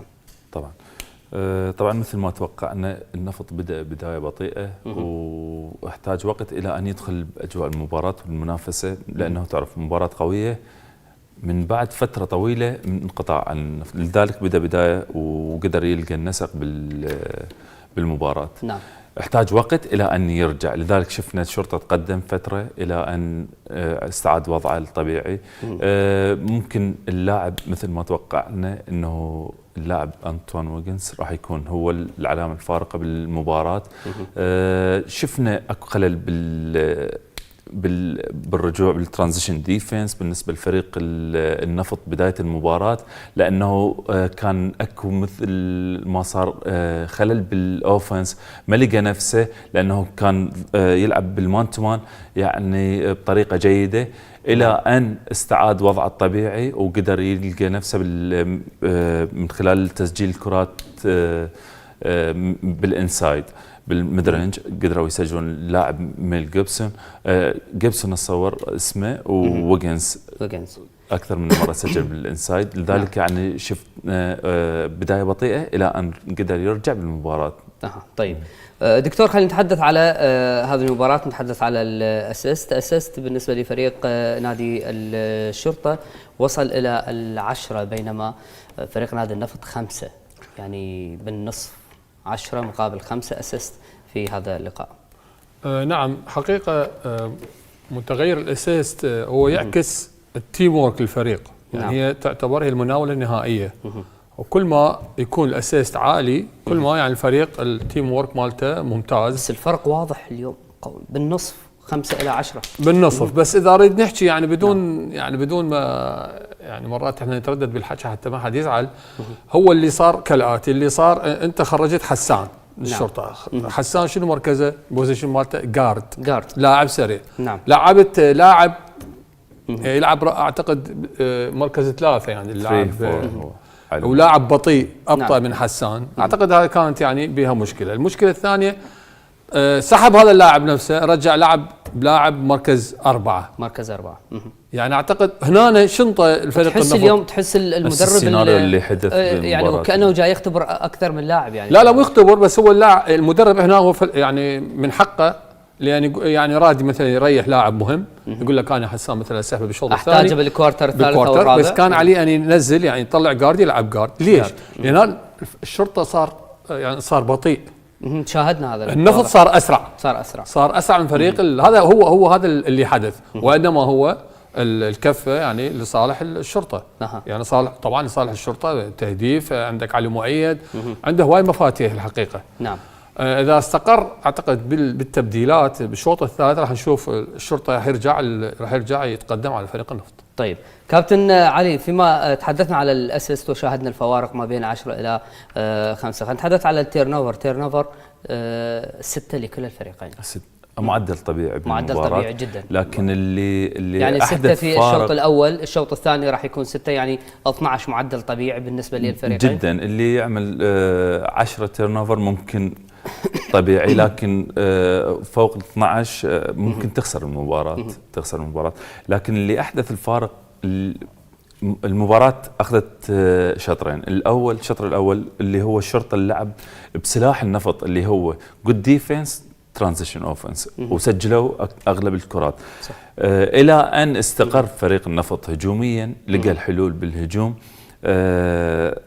من خلال والتفوق الواضح بالديفنس بالنسبه للفريق النفط. 26 ريباوند الى 17 ريباوند للفريق الشرطه.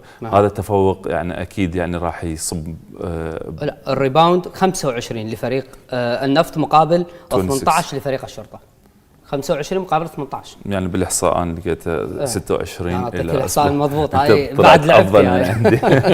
اي فلذلك تشوف يعني عوده كرار وبدايته كانت موفقة، لكن نعم. ما أتوقع يعني ما يقدر يكمل بنفس النسق بالمباراة. مباراة قوية وهو عودته لازم تكون بالتدريج. عباس ظهر بصورة جيدة، مثل ما توقعنا أنه الفريقين يلعبون مان تو مان ديفنس. نعم. وقلت لك التحول بالمباراة هو اليوم عودة ويغنز من خلالها يظهر بالمباريات القوية. أنطوان ويغنز أكثر من مباراة ومرحلة كاملة، ممكن هو حتى سمعنا أخبار أنه ممكن يبدلوه، لكن اليوم راح أتصور يعني غير مجريات المباراة. طيب دكتور، خليني أسألك على نقاط التهديف فيما يخص التري بوينت بنسبة 40%، 6 صحيحة من أصل 15 بالنسبة لفريق الشرطة، وفريق النفط كانت 4 من أصل 16 محاولة أي بمعدل 25%. نعم. إذا الشرطة أفضل. اليوم أنا أضخم بالمية رأسا كل ساعة أقول بالمية. لا لا احنا شكرا قاعد تعطينا الإحصائيات حتى نقدر نحلل بشكل دقيق. الثري بوينت إذا كانت النسبة 40 فشي ممتاز. هاي نسبة الثري بوينت ما تتجاوز 55% الثري بوينت. بس 6 من أصل 15 كل الزين طبيعي. كل الزين يعني طبيعي. يصير 12 من أصل 30 إذا بقى على نفس الرقم. اي 40 يعني 40 زين بس 25 معدل قليل. عالي جدا. المعدل عالي نعم. بس 25 بالنسبة للنفط قليل جدا. لذلك على فريق الشرطة أن يرجع 2-3 ممكن يوقف ويجنز ويوقف اللاعب جيبسون لأن يشوتون دائما ميد رينج ومن يلعبون أسفل السلة ويلعبون من مواقف صعبة جدا. يعني يعتمدون على مهارة فردية. نعم. هاي بالتو 3 ممكن يكون هيلب هنا يكون عليهم هيلب ويعني اعتقد يعني يقدر يوقف فريق النفط بسهولة بالتو 3 وممكن يجرب فريق نعم. فريق الشرطة. مثل ما قال كابتن علي ويجنز يعني يعتمد عليه اعتماد كبير فريق النفط واكثر لاعب هو مؤثر يعني كأداء بالهجوم بالدفاع. لاعب يلعب اكثر من مركز ويشوت من جميع المناطق. 14 نقطة 5 ريباوند يعني. نعم يعني معدل كلش عالي يعني فترة. بما انه جاي نتحدث احنا على النسبة التهديفية فريق الشرطة 50% ومجمل وفريق النفط هو 44%. التو بوينت كان هو 11 من اصل 19 اي 57% بالنسبة لفريق الشرطة وفريق النفط التو بوينت 15 من اصل 27 اي بمعدل 55%. ممتاز. حتى التو بوينت هو يعني غير جيد بالنسبة لفريق النفط. نعم. يعني حسب هذا التسجيل اللي شاهدناه. كابتن بالنسبة لهذه الأرقام نعم. تعتبر عالية والدليل أنه الفريقين 46 يعني معدل عالي يعني ممكن تنتهي المباراة بال100 أو 90-95 يعني معدل الشوط 21 نقطة أو 23 نقطة 23 نقطة هذا معدل دليل على أنه أكو خلل بالديفنس يعني معدل بالدفاعات هنالك خلل. نعم. 23 نقطة بكوارتر واحد يعني معدل عالي يمكن عالي. شفنا كوارتر 27 نعم انتهى 27 19 هذا معدل جدا عالي يعني كان والشوط الثاني سجلوا 21 يعني قد العفو 19 بالعكس عكست الادوار فلذلك تشوف اكو خلل بالديفنس ممكن بالسكند شانس اللي هو فقدوا الكرات وقدروا يتابعوها ويسجلون يعني هذا لازم يكون اكو عمل دفاعي افضل ممكن راح يغير مثل ما توقعنا وممكن هو هاي الفلسفه اللي يحملها هو الكابتن غسان سركيس الكوارتر الاول والثاني يلعب مان تو مان ممكن يغير لل2 3 او ال1 3 1 راح نشوف شو يصير يعني طيب توقعات. كابتن علي تعليقك على البوينت فروم عذرا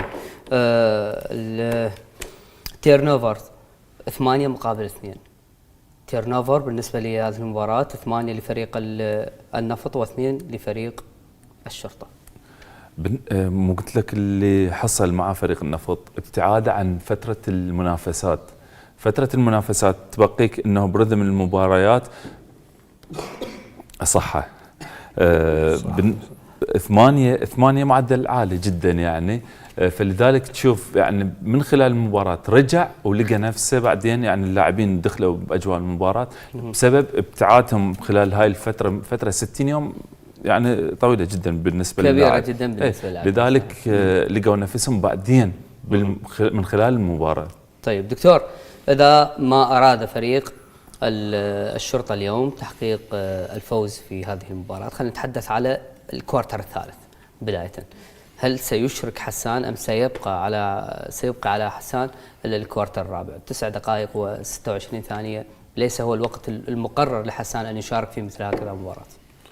نعم واعتقد حسان مفتاح يعني فريق الشرطة يعني كلاعب محلي يساعد اللاعبين المحترفين اعتقد وجوده بالساحة مهم جدا يعني خاصة الفترة الثالثة. عذرا حسان 11 دقيقة و25 ثانية. نعم مو لعبه بالدقيقة الأخيرة. نعم فحسان وجوده مهم جدا لأن هو المفتاح الأول بفريق الشرطة. احنا حكينا قبل المباراة انه قلنا عنده ثقة عالية خاصة بالتهديف. نعم. ما عنده ما يتردد لكن اكيد يعني هو المدرب عنده فد يعني بباله فد شيء.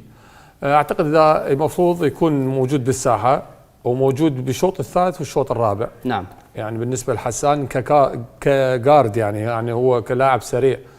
اما علي مؤيد يتبدل بحسين، حسين يتبدل بمحمد، يعني ممكن نفس البوزيشن واكو توازن. اعلى وقت في المباراه شارك به علي اسماعيل يعني 19 و60 ثانيه. اي هو كان ممتاز يعني علي مؤيد كان اداء ممتاز ايضا سجل يعني فول تايم 19 و60 ثانيه. اي يعني هو قصد التبديلات بالجارد ادى بها مشكله. نعم. يعني كاحتياط بس يبدل بثلاثه يبدل باربعه ما عنده مشكله. ممكن عنده رؤيه بالديفنس يعني هو يراهن عليها، لكن اكثر من مره راهن على هذا الموضوع. نعم. وصار كمباك عليه وشفت يعني اللي صار يعني بمباراه الدفاع الجوي نفس طيب. السيناريو. يبقى المدرب هو طيب. نهايه المباراه الى من الكفه؟ هسه حاليا اعتقد النفط يعني اجى صار بالصعود اللي مسجل بالفتره الثانيه 27 نقطه. بس ابقى انا اقول يعني الشرطه الكفه تميل للشرطه. نعم. كابتن علي ما بيها مجال تعادل، نبقى للصبح. ممكن تروح اوفر تايم ونهايتها شرطه للشرطه. اذا التوقعات في الاستوديو تذهب لصالح فريق الشرطه وتبقى للواقع كلام اخر في صوت الزميل العزيز رضوان. لك الصوت والصوره زميلي رضوان.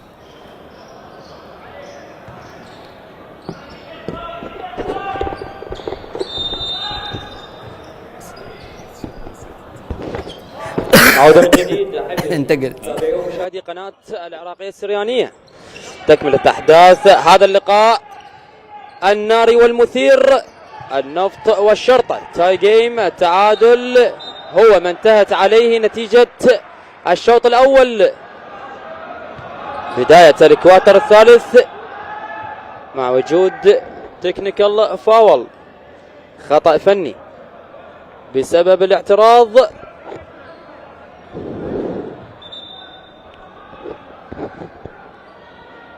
الاعتراضات حاضرة من مدرب فريق النفط الكوتش خالد يحيى. راح تكون هناك رمية واحدة لمصلحة فريق الشرطة وبتنفيذ من حسان علي. حسان علي اللي يمتلك 11 نقطة، أيضا 14 نقطة لأنتوان ويجنز نجم فريق النفط. رمية الخطأ الفني، حسان بنجاح يصل برصيد الشخصي إلى النقطة 12.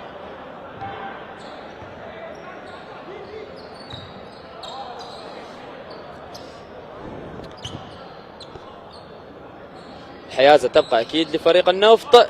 شين جيبسون، بداية جديدة. شين، محاولات كوك شوت ضاعت، أخذها بصورة سريعة.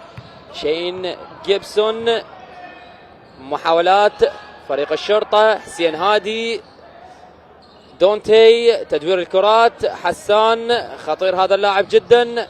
حسان علي، اسيستو الأروع والصافرة حاضرة. خطأ شخصي لمصلحة هاربرت ماكلن. رميتين حرة لمحترف فريق الشرطة. شاهد على الإعادة حسان علي عبد الله. محاولات والاسيست الرائع. أكيد هي مباراة مهمة لفريق الشرطة وبروفا أخيرة قبل الدخول في المباراة الفاصلة في بطولة غرب آسيا أمام فريق أهلي حلب السوري. ماكلين يسجل، فارق النقطتين، فارق السلة الواحدة مع بقاء رمية لمصلحة ماكلين. اللاعب أتى بديلا لمومو لامونت جونز محترف السابق لفريق الشرطة. كرة النفطاوية،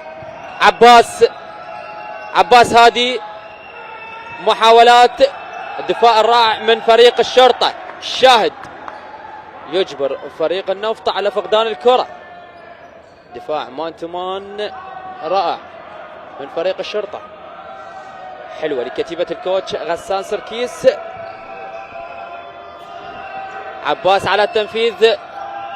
شين جيبسون، محاولات التصويب ضاعت هذه ايضا. انتوان يؤمن الريباوند الهجومي. عباس او بيكو عفوا يهدئ الاوضاع. بيكو كرر بالون اون وان، محاولات درايف على الباسكت. علي حاتم يحاول صفرة حاضرة ويسجل بنجاح علي حاتم أولى النقاط لهذا اللاعب، لاعب السنتر في كتيبة فريق النفط. حلوة لعلي، الدخول والتسجيل، معادلة الأرقام من جديد، العودة إلى نقطة البداية. علي مؤيد أخذ التصويبة البعيدة، أيضا ضاعت أنتوان ويجنز. النفط حامل اللقب علي حاتم، بول فيك حلوة لعلي حاتم، نقطتين رائعة، التسجيل والحصول على فرصة الرمية الإضافية. نايس فوت وورك من علي حاتم، أتمنى أن أشاهدها على إعادة. الرمية الإضافية لعلي حاتم، –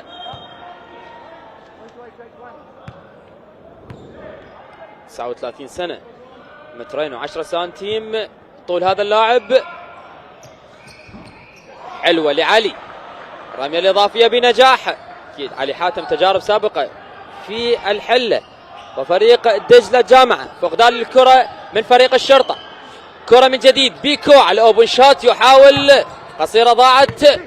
دونتي إجراهام يقاتل على الريباوند، تحول هجومي. حسان علي يحاول ران جيم، فاست بريك، محاولات ماكلون هاربرت. ماكلون يحاول بول فيك، الدخول فريق الشرطة، محاولات. حسين هادي يحاول يسجل بنجاح، يقلص الفارق إلى فارق النصف سلة. حلوة لحسين هادي، الطيران الأخير والتسجيل رغم الدفاعات لفريق النفط. حسين هادي بشجاعة كبيرة يسجل. كرة لعلي حاتم من جديد بنفس الطريقة، كلاكيت ثاني مرة. علي حاتم أداء رائع. حلوة لعلي، فارق 3 نقاط من جديد.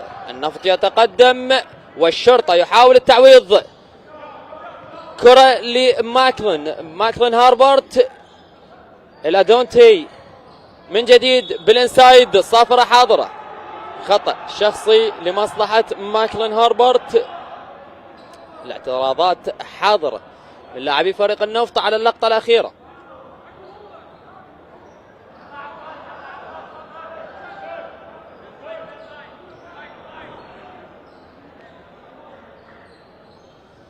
كرة من الحد النهائي، حسان على التنفيذ. حسان تصويب ثلاثي بعيد، ضاعت أيضا. علي بالريباوند، كرة لحسان من جديد، درايف على الباسكت، يحاول حسان، تبقى الكرة بحيازة فريق الشرطة. هذا بيكو الواضح أمامنا بالصورة. غسان السركيس مستمر بالتوجيهات، كرة شرطاوية آخر الثواني. حلوة لحسين هادي بشجاعة كبيرة، هذا اللاعب يسجل. يا عيني عليك يا حسين. حسين هادي الموسوي أيضا ولاعب منتخبنا الوطني. تخلص الفارق من جديد، نفط لزيادة الفارق. شين جيبسون، شين يحاول. علي حاتم هاند اوف إلى ويجنز، محاولات. علي حاتم بالإنسايد، محمد فالح آخر الثواني، الصافرة حاضرة، انتهاء زمن الهجمة. 24 second violation. تيرن اوفر جديد على فريق النفط. كرة للتعويض، هاربرت يحاول. ماكلين إلى حسان. حسان علي يطلب السكرين، حسان يحاول جامب شات رائع لكنها ضاعت ولم تكتمل. تحول هجومي، ويجنز، كتيبة النفطاوية، محاولات حامل اللقب، ضاعت أيضا. دونتي بالريباوند، دونتي إجراهام إلى حسان بدون أي دفاعات. حسان خطير هذا اللاعب، ثلاثية رائعة، حلوة لحسان، ثالث الثلاثيات لهذا اللاعب. يجب أن يكون هناك دفاع خاص لهذا اللاعب. حسان علي هو نقطة الخطورة الكبيرة في فريق الشرطة، رغم من تواجد محترفين على مستوى عالي في فريق الشرطة، لكن حسان هو رمانة الميزان. بيكو أيضا يرد، الجواب السريع، هذه ثاني مرة بيكو يرد على حسان بثلاثية. كرار بيكو العائد من الإصابة، سجل بنجاح. تقدم النفطاوي والتعويض للشرطة في هذه الهجمة. ماكلين سرقة للكرة، التحول بيكو يبدع ويمتع إلى شين جيبسون. شين يسجل زيادة الفارق. حلوة للكتيبة النفطاوية حامل اللقب، زيادة الفارق إلى 3 نقاط. نفط تشاهد أكثر استقرارا في هذه الدقائق مع وجود طلعة هجومية لماكلين وفريق الشرطة. صافرة حاضرة، فقدان للكرة من فريق الشرطة، صحوة دفاعية كبيرة لفريق النفط. شاهد بالإعادة الأخيرة لماكلين، حاول وفقد الكرة. نفط شين جيبسون بالمانتومان حاضر تي جي، هاند اوف شين جيبسون، محاولات شين لاسيست، فقدان للكرة جديد دونتي تي جي من جديد حسان، محاولات سرقة للكرة من عباس هادي، حلوة لعباس أو بيكو عفوا، باص ولا أروع، الصافرة حاضرة، خطأ لمصلحة أنتوان ويجنز. القتال الأخير من كرار بيكو دفاعيا ومن ثم التحول هجوميا لفريق النفط، وبالأخير رميتين حرة لمصلحة أنتوان ويجنز. شاهد على الإعادة سرقة الكرة بطريقة ذكية، بيكو كان فيري سمارت، وهذا الخطأ الواضح.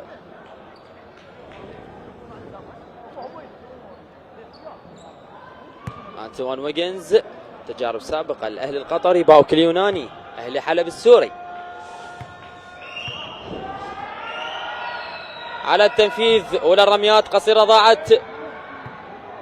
هل راح ينعاد سيناريو المواسم السابقة وأيضا ويجنز يأخذ اللقب من جديد رفقة فريق النفط؟ الرمية الثانية ويجنز بنجاح، زيادة الفارق. إذا ما ضاعت هذه الكرة على فريق الشرطة راح نذهب مباشرة إلى التايم أوت.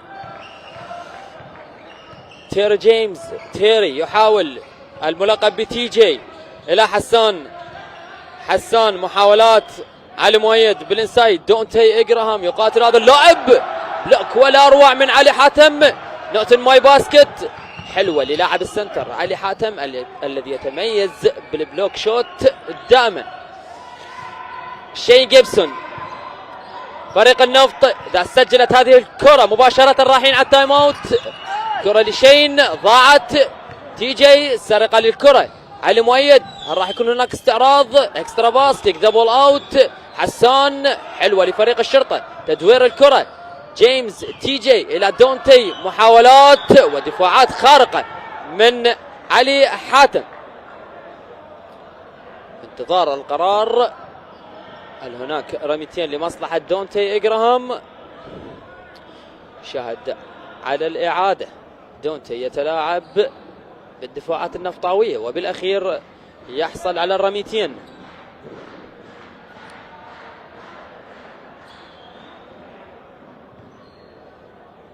تجارب كبيرة لهذا اللاعب، الواضح أمامنا بالصورة، صاحب 35 سنة، أكيد مثل سابقا الشارقة الإماراتي ورينوس الفنزويلي، أيضا كانت هناك له تجربة في الدور الراوندي رفقة فريق كيغالي. تصويبة الثانية أيضا ضاعت، صحوة نفطاوية في هذه اللحظات من عمر هذا اللقاء المهم جدا للفريقين. الصراع على المركز أو عفوا الصراع على المراكز الأربعة الأولى بوجود المتصدر الدفاع الجوي وثاني الترتيب الكرخ.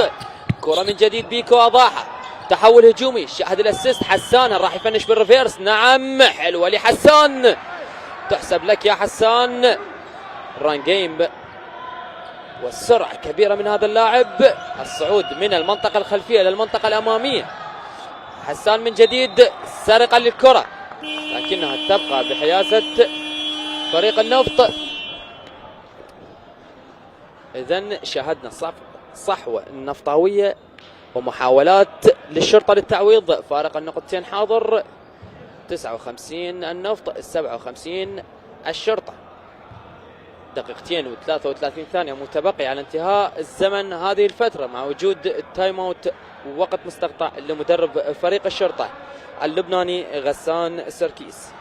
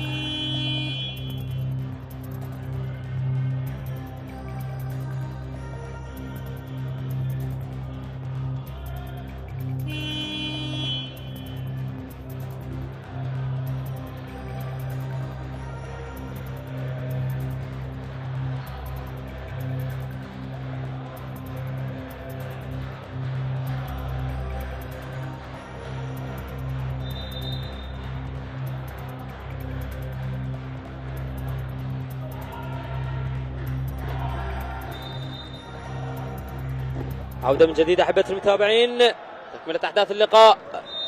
17 نقطة أفضل مسجلي هذا اللقاء حسان علي عبد الله، لكن أنتوان ويجنز عنده 15 نقطة مع 8 ريباوند. أكيد أنتوان ويجنز قريب من تحقيق الدابل دابل في هذا اللقاء. كرة لبيكو إلى البديل جيلن مور. جيلن محاولات بالون ان وان، خطأ حاضر والصافرة حاضرة. خطأ لمصلحة جيلن مور. رميتين حرة، هذا هو القرار التحكيمي.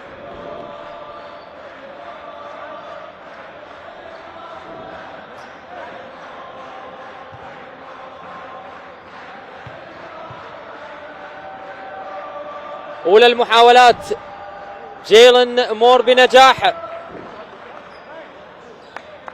زيادة الفارق إلى 3 نقاط، هذا الواضح أمامنا. جيلن مور ثاني التصويبات أيضا بنجاح. كرة للقيثارة تي جي. راح يعود القيثارة في هذا الموسم ويحقق اللقب بعد الغياب الكبير. علي حاتم نوت ان ماي هاوس. حلوة يا علي، بلوك ولا اروع وتحول هجومي، وويجنز ايضا يمتع ويقنع. حلوة لكتيبة النفط 4-0 ران. شاهد بلوك، واو حلوة لعلي حاتم. 4-0 ران بعد التايم اوت. ماكلن على التصويب، ضاعت الكرة. النفط يهدئ الاوضاع حاليا بوجود علي حاتم تحت السلة. لاعب يمتلك بلوك شوت رائع جدا. صافرة حاضرة في هذه اللحظات. ماذا هناك؟ اعتقد القرار هو 8 second violation، مخالفة عدم العبور الى الساحة الامامية. تأخر جيلن مور بالعبور، وهذا هو القرار من الدكتور محمد حسن شعلان. أكيد بالأول وبالأخير قرار الحكم يحترم وهو سيد الملعب. إذن 63 النفط 57 الشرطة مع وجود تايم اوت لفريق الشرطة.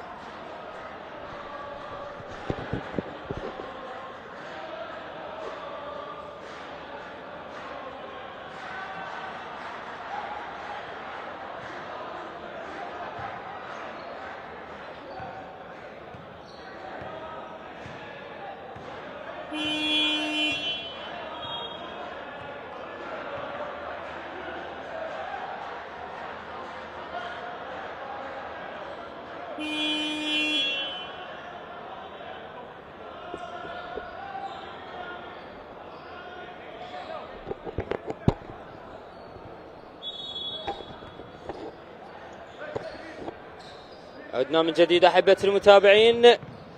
محاولات لفريق الشرطة من أجل التقليص عن طريق تي جي. نعم، نقطتين لتيري جيمس سميث يقلص الفارق من جديد. طلعة هجومية نفطاوية.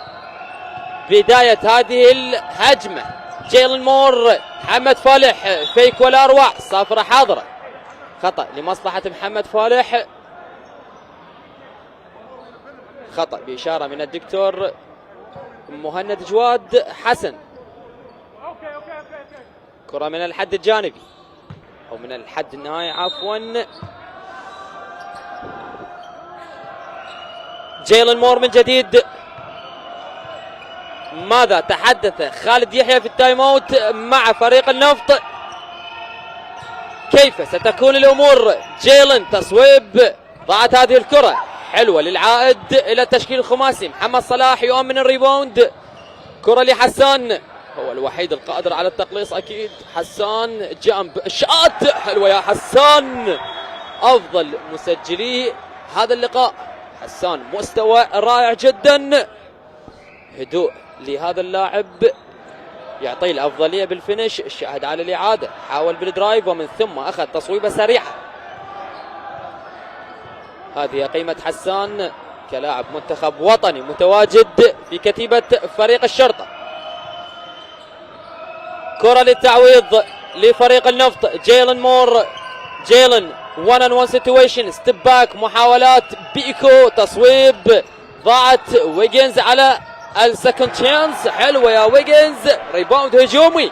ويجنز ايضا يقدم مستوى رائع في هذا اللقاء. شاهد على اعاده الريباوند والدوران، حلوه لانتوان ويجنز.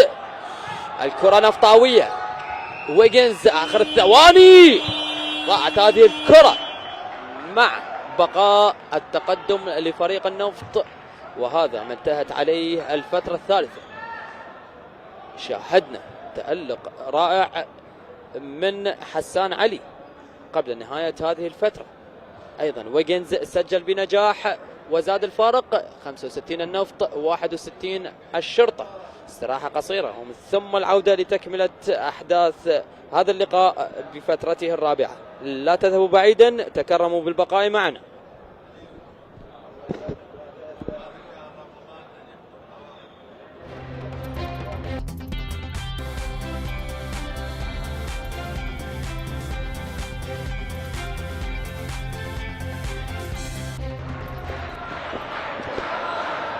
عودة من جديد أحبة المتابعين، تكملة هذا اللقاء المثير. تقدم النفطاوي بفارق الأربع نقاط. راح تكون هناك عودة للقيثارة للشرطة في هذه الفترة. الشرطة صاحب التاريخ الكبير في هذه البطولة. كرة لماكلن، محاولات محمد صلاح، حسان علي، حسان هل راح ياخذ التصويب؟ نعم، لكنها ضاعت. كانت محاولة من حسان لتقليص الفارق. كرة لعباس هادي، يعود من جديد إلى التشكيل الخماسي. بيكو، ويجنز لاعب عنده أدوار دفاعية وهجومية كبيرة في هذا اللقاء. ويجنز يحاول، والبلوك من محمد صلاح، حلو يا محمد صلاح. شين في آخر الثواني التصويب. كرة لحسين هادي يقاتل، الصافرة حاضرة، خطأ لمصلحة حسين هادي.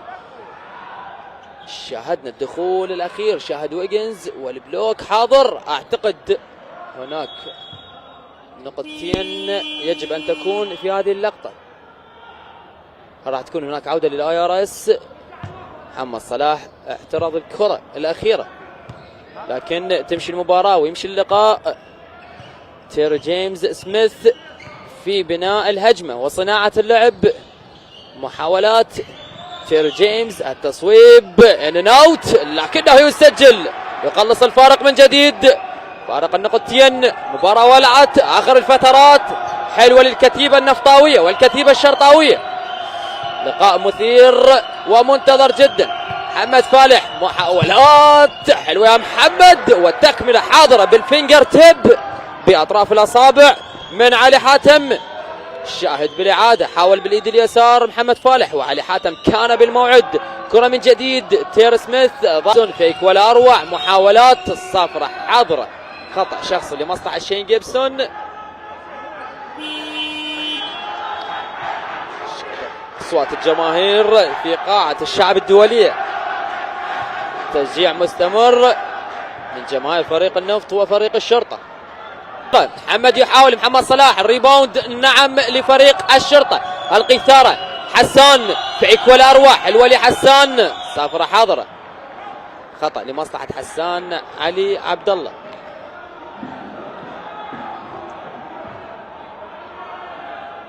شاهد بالإعادة حسان حاول هذا الفيك والخطأ بارتكاب من بيكو. كرة شرطاوية، راح ينهار الشرطة وتكون هناك زيادة للفارق من فريق النفط. شاهد بلوك، علي حاتم يقاتل، فاست بريك، تحول هجومي، محاولات بيكو، هذه لعبات البيكو، لاعب دفاعي بامتياز ويتحول هجوميا على الفاست بريك. شاهد الاسيست شين جيبسون، ابدا نولك باص، ومن ثم الفينش من كرار بيكو. ولع المباراة بيكو، حلوة لكرار وحلوة للواضح امامنا بالصورة. شين جيبسون بالاسيست، فارق ال9 نقاط حاضر حاليا. اذا ضاعت هذه الكرة على الشرطة فسيكون في وضع حرج جدا وسيلجأ لطلب الوقت المستقطع. كرة لإجراهام، محاولات، تبقى الكرة بحيازة فريق الشرطة. شاهد المان تو مان حاضر على محترفي فريق الشرطة، لكن يجب أن تصل الكرة لحسان علي عبد الله، وهو أفضل المسجلين في هذا اللقاء من فريق الشرطة. يجب أن يتحكم حسان بالكرة ويأخذ تصويبات الثلاثية. كرة من الحد النهائي، محمد صلاح، محاولات دونتي إجراهام، دونتي إلى تي جي، تي جي يحاول بالإنسايد، محمد صلاح، الصافرة حاضرة، خطأ لمصلحة محمد صلاح الخفاجي اللي ارتكب الخطأ. علي حاتم شاهد على إعادة، حاول بالبلوك علي حاتم،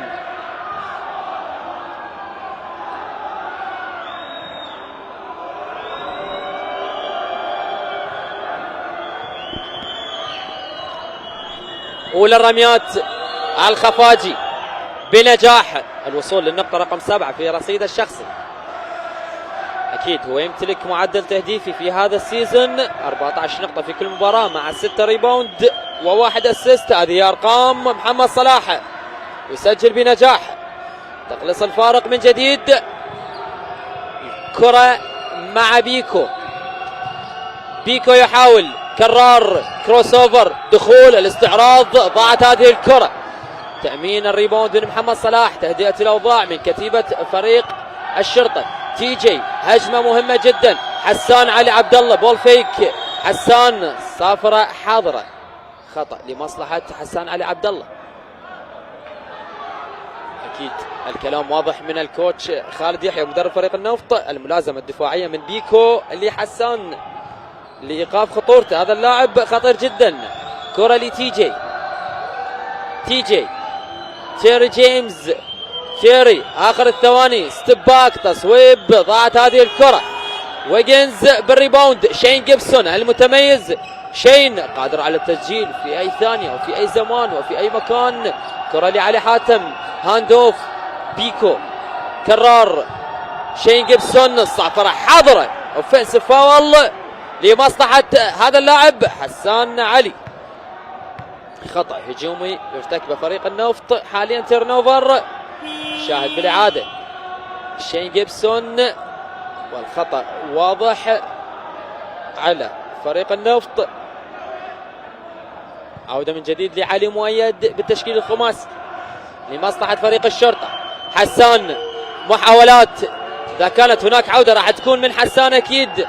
حسان علي يحاول، حسان علي عبد الله، الدخول إلى دونتي إجراهام، إلى حسان من جديد، آخر الثواني، يصوب حسان، قصيرة ضاعت.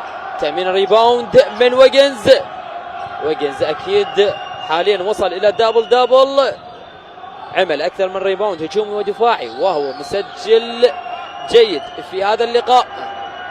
أنتوان ويجنز 19 نقطة عند رصيد الشخص في هذا اللقاء.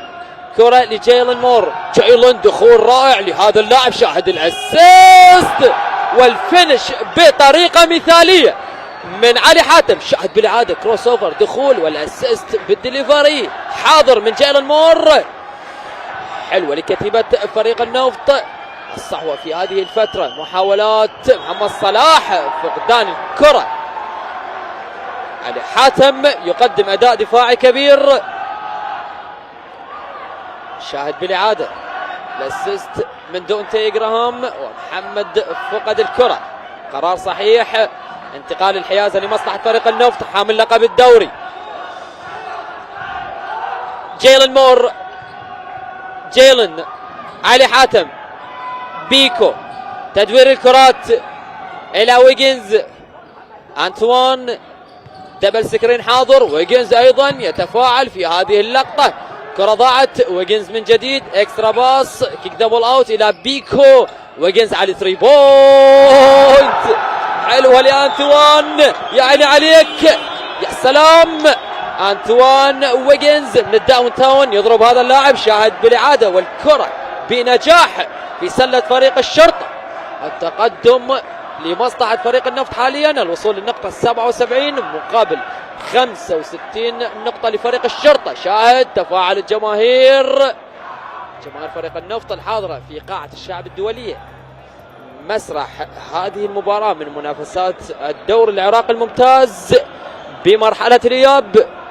إذن التقدم لمصلحة فريق النفط بفارق ال 12 نقطة مع وجود تايم اوت، وقت مستقطع لفريق الشرطة.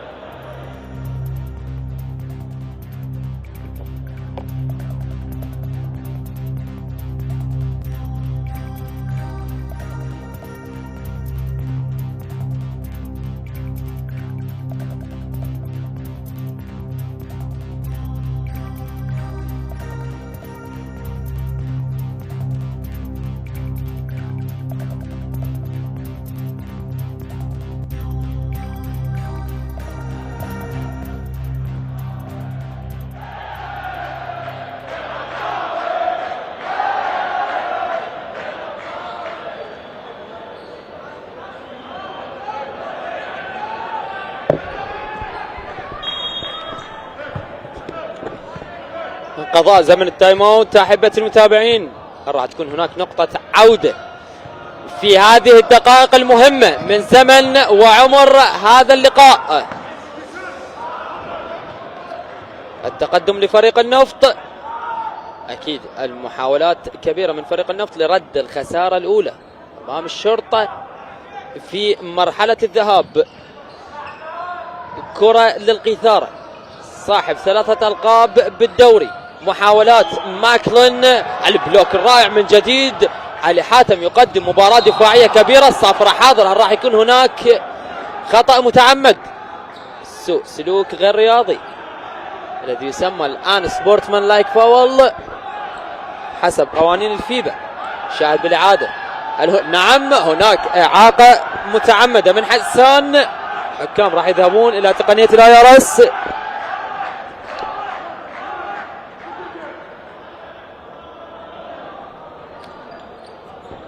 خطأ متعمد واضح على حسان علي.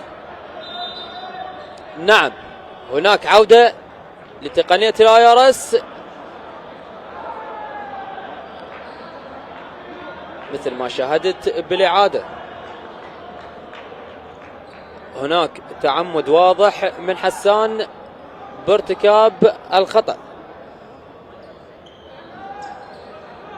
أنا تحدثت أن القرار راح يكون خطأ متعمد، رميتين وحيازة لفريق النفط بانتظار القرار التحكيمي.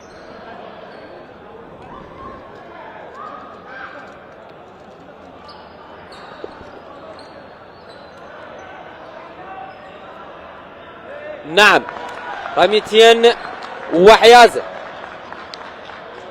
أفضل مسجلي فريق الشرطة في هذا اللقاء حسان علي عبد الله يرتكب الخطأ المتعمد. رميتين حرة. جيلن مور، أولى الرميات ضاعت.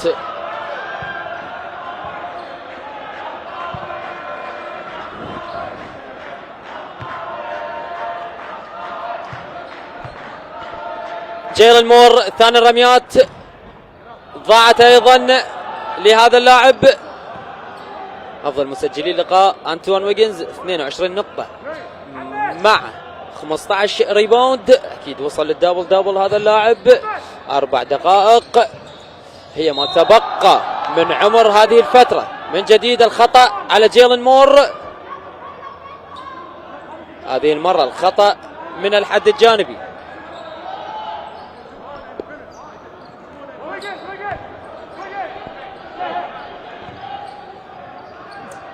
كرة لعلي حاتم. جيلن مور من جديد درايف على الباسكت، يحاول الدفاع الرائع من محمد صلاح، يمنع اللاعب من تسجيل النقطتين. شاهد على الإعادة. حاول جيلن مور ومحمد صلاح كان بالمرصاد. أكيد المطلوب من فريق النفط هو تدوير الكرة لأكثر وقت ومن ثم حسم الهجمة، استغلال الزمن المتبقي. كرة لحسان، تحول هجومي. حسان علي يحاول، حسان فيك، محاولات باليد اليسار حلوة لحسان علي. نقطتين سريعة لهذا اللاعب. أكيد أنا تحدثت إذا كانت هناك عودة راح تكون من هذا اللاعب النشط جدا. حسان يسجل، يقلص الفارق، فارق 10 نقاط حاليا. ضاعت الكرة، هل هناك صحوة شرطاوية؟ إذا سجلت هذه الكرة راح يكون هناك تايم اوت أكيد. صافرة حاضرة في هذه اللحظات. خطأ لمصلحة حسان. الدكتور مهند جواد حسن الإشارة للخطأ الأخير. حسان حاول أن يعبر بالكرة والإعاقة من جيلن مور.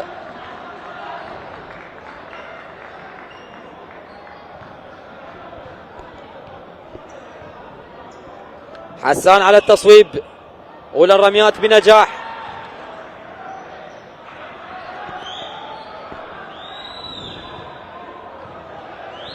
حسان علي 30 سنة هذا اللاعب. رمية الثانية أيضا بنجاح. الشرطة بالبريس مان تو مان فول كورت، محاولات لسرقة الكرة لكن بوجود صانع ألعاب جيد أكيد قادر على العبور بسلام إلى المنطقة الأمامية. كرة لبيكو، يتعرض للبراشر ديفنس لكن ويجنز حاضر. كرة لعلي حاتم. علي محاولات تهدئة الأوضاع. شين جيبسون، شين يحاول بالفلوتر، ضاعت هذه الكرة. محمد بالريباوند، محمد فالح يحاول، ضاعت الكرة. تحول هجومي. حسان من جديد، باص طويل جدا على حسان. تيرن اوفر، كان بالإمكان أفضل من ما كان. الاستعجال بالأسيست الأخير ولد الخطأ. حسان حاول بالكرة الأخيرة، كانت طويلة جدا من تي جي. 69 الشرطة، 77 النفط. دقيقتين 56 ثانية هي ما تبقت على زمن هذه المباراة مع وجود تايم اوت ووقت مستقطع لمصلحة فريق النفط.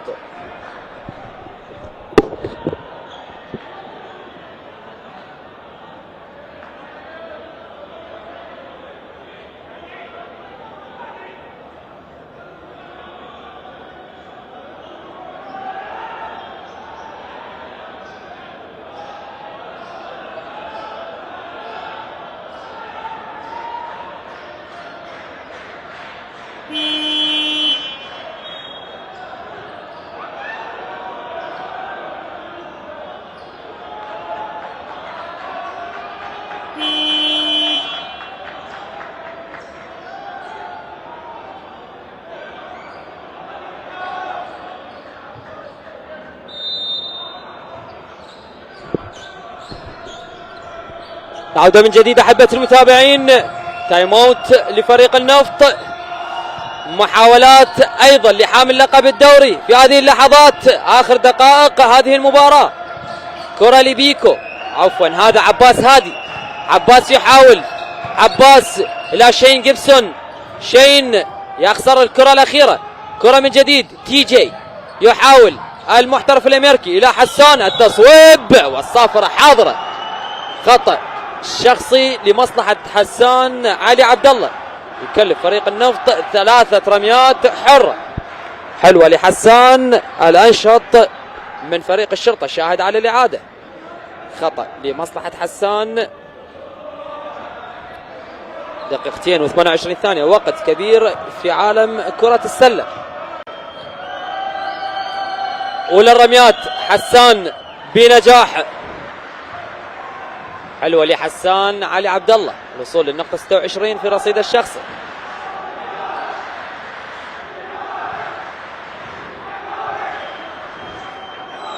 حسان رمية الثانية أيضا بنجاح، تقليص الفارق من جديد. تحدثت أكثر من مرة، إذا كانت هناك عودة جادة من فريق الشرطة سوف تكون من خلال هذا اللاعب.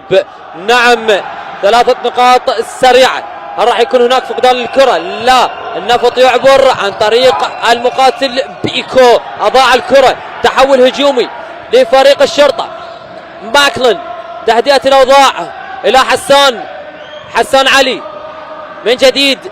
تيري جيمس سميث، تي جي بالانسايد، محاولات محمد صلاح لم يسجل هذه النقطتين، ضياع للكرة. تحول لعباس هادي إلى بيكو، كرار بيكو يحاول المساندة من شين جيبسون. شين إلى بيكو، اوبن شات يحاول اننا ضاعت. يلتقط الريباوند الدفاعي محمد صلاح. هل راح تكون هناك عودة كبيرة لحسان وللشرطة في هذه اللحظات؟ ضاعت هذه الكرة لمصلحة فريق النفط. تحول هجومي، ويجنز بالوان ان وان يحاول باليورو ستيب، كيك ذا بول اوت. شين جيبسون، شين نعم يسجل. حلوة لشين، ثلاثية رائعة، زيادة الفارق. كلما كانت هناك عودة لفريق الشرطة شين يعود ويسجل ويزيد الفارق. النفطاوية أكيد يضعون قدمهم للفوز في هذا اللقاء. محاولة تدوير الكرات، استنزاف الزمن المتبقي. شين جيبسون، شين يحاول ضياع للكرة. ماكلين اعطيها لحسان يا ماكلين. علي مؤيد إلى حسان، محاولات حسان علي، ضاعت الكرة أيضا. مستحيل أن تضيع الكرة في هذه اللحظات. شين جيبسون الباك تو باك، يعاقبهم بثري بوينت، رصاصة الرحمة، ويقول لجماهير فريق الشرطة جود نايت. حلوة لفريق النفط، مستوى رائع وأداء خرافي. حاليا تقليص الفارق من تي جي 83-74. آخر الثواني علي حاتم، صافرة حاضرة، خطأ لمصلحة علي حاتم. هناك ان سبورتمان لايك فاول لمصلحة علي.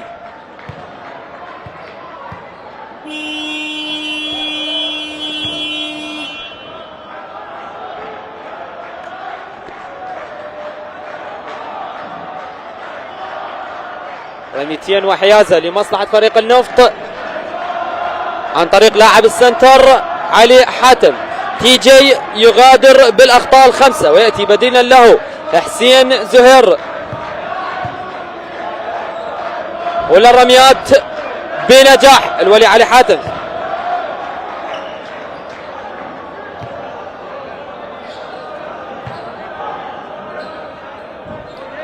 ثانية بنجاح الولي علي. تتبقى حيازة لمصلحة فريق النفط.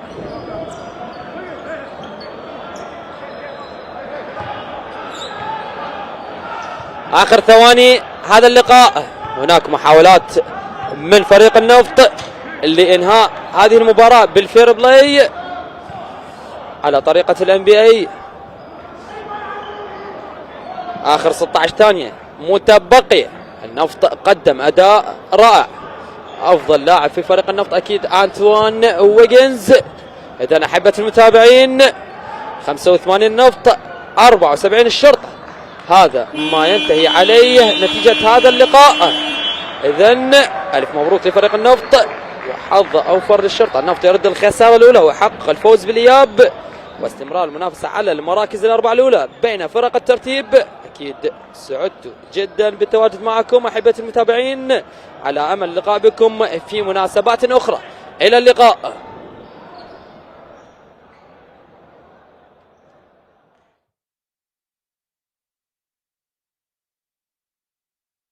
إذن فريق النفط يرد دين المباراة المرحلة الأولى مباراة الذهاب، وينهي هذا اللقاء لصالحه بنتيجة 85 نقطة مقابل 74 نقطة بعد أن كان متقدما فريق الشرطة بالكوارتر الأول وتعادل بالكوارتر الثاني، أي بالنصف الأول من المباراة انتهت بالتعادل الإيجابي. أنهى فريق النفط المباراة لصالحه ب 85 نقطة مقابل 74 نقطة. مبروك لفريق النفط، وهارد لك لفريق الشرطة. دكتور، مباراة انتهت لصالح فريق النفط عكس توقعاتك. نعم. توقعت بأن النفط الشرطة قد يكون هو سيد هذه المباراة، لكن وصيفها في النتيجة. نعم سأعهد حقيقة يعني عكس توقعاتنا مثل ما تفضلت، لكن هي كل الأمور هي تصب بصالح الشرطة. لكن اللي نعم. صار شنو؟ اللي صار النفط حقيقة علي حاتم قدم يعني أعتقد أفضل مباراة له، أفضل مباراة له يعني صحيح. دفاعيا وهجوميا، يعني هو مسوي دبل يعني 11 نقطة 11 ريباوند،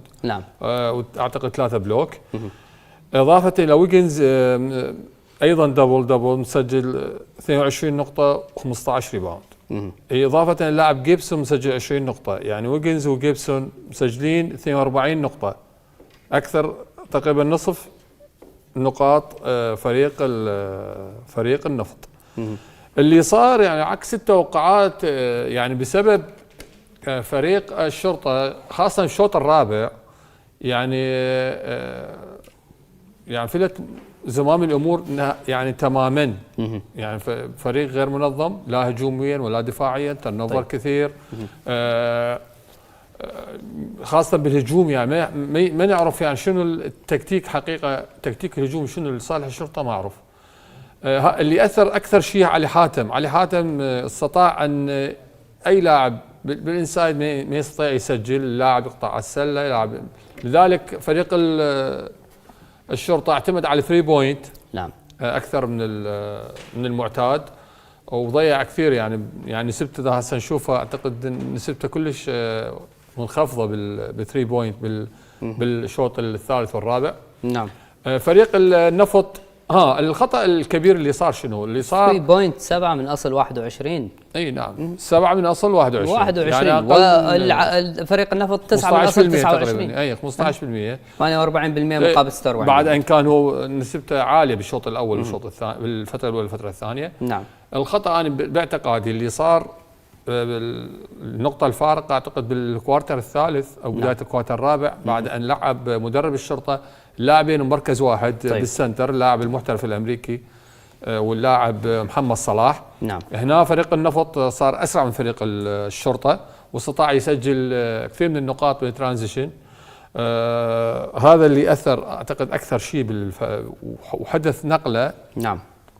بعد ان تقدم فريق النفط 6 نقاط او 7 نقاط، بعد فريق الشرطه ما استطاع يعود، مع العلم انه فارق جدا بسيط، لكن ما قدر يعود للمباراه، وصارت النتيجه لصالح فريق النفط. طيب كابتن علي، خلينا نتحدث احصائيا قبل ان نتحدث فنيا. بالنسبه للفريقين الاسيست 14 لفريق النفط و13 لفريق نادي الشرطه. التيرن اوفر 15 للنفط مقابل 12 لفريق نادي الشرطه. والتوتال ريباوند 53 لفريق النفط مقابل 32 لفريق نادي الشرطه.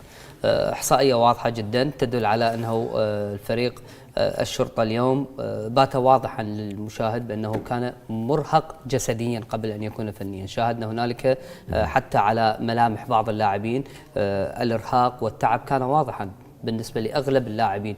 الخطه اللي لعب بها المدرب المحترف لم تكن، كانت مختلفة جدا عن المباريات السابقة بالنسبة للفريق. ما تعرف هذا اللاعب شنو اليوم المراكز اللي جاي يلعب بها. هنالك عشوائية من بعض اللاعبين شاهدناها في المباراة رغم حاولوا أن يقدموا شيء. عذرا السؤال طويل جدا.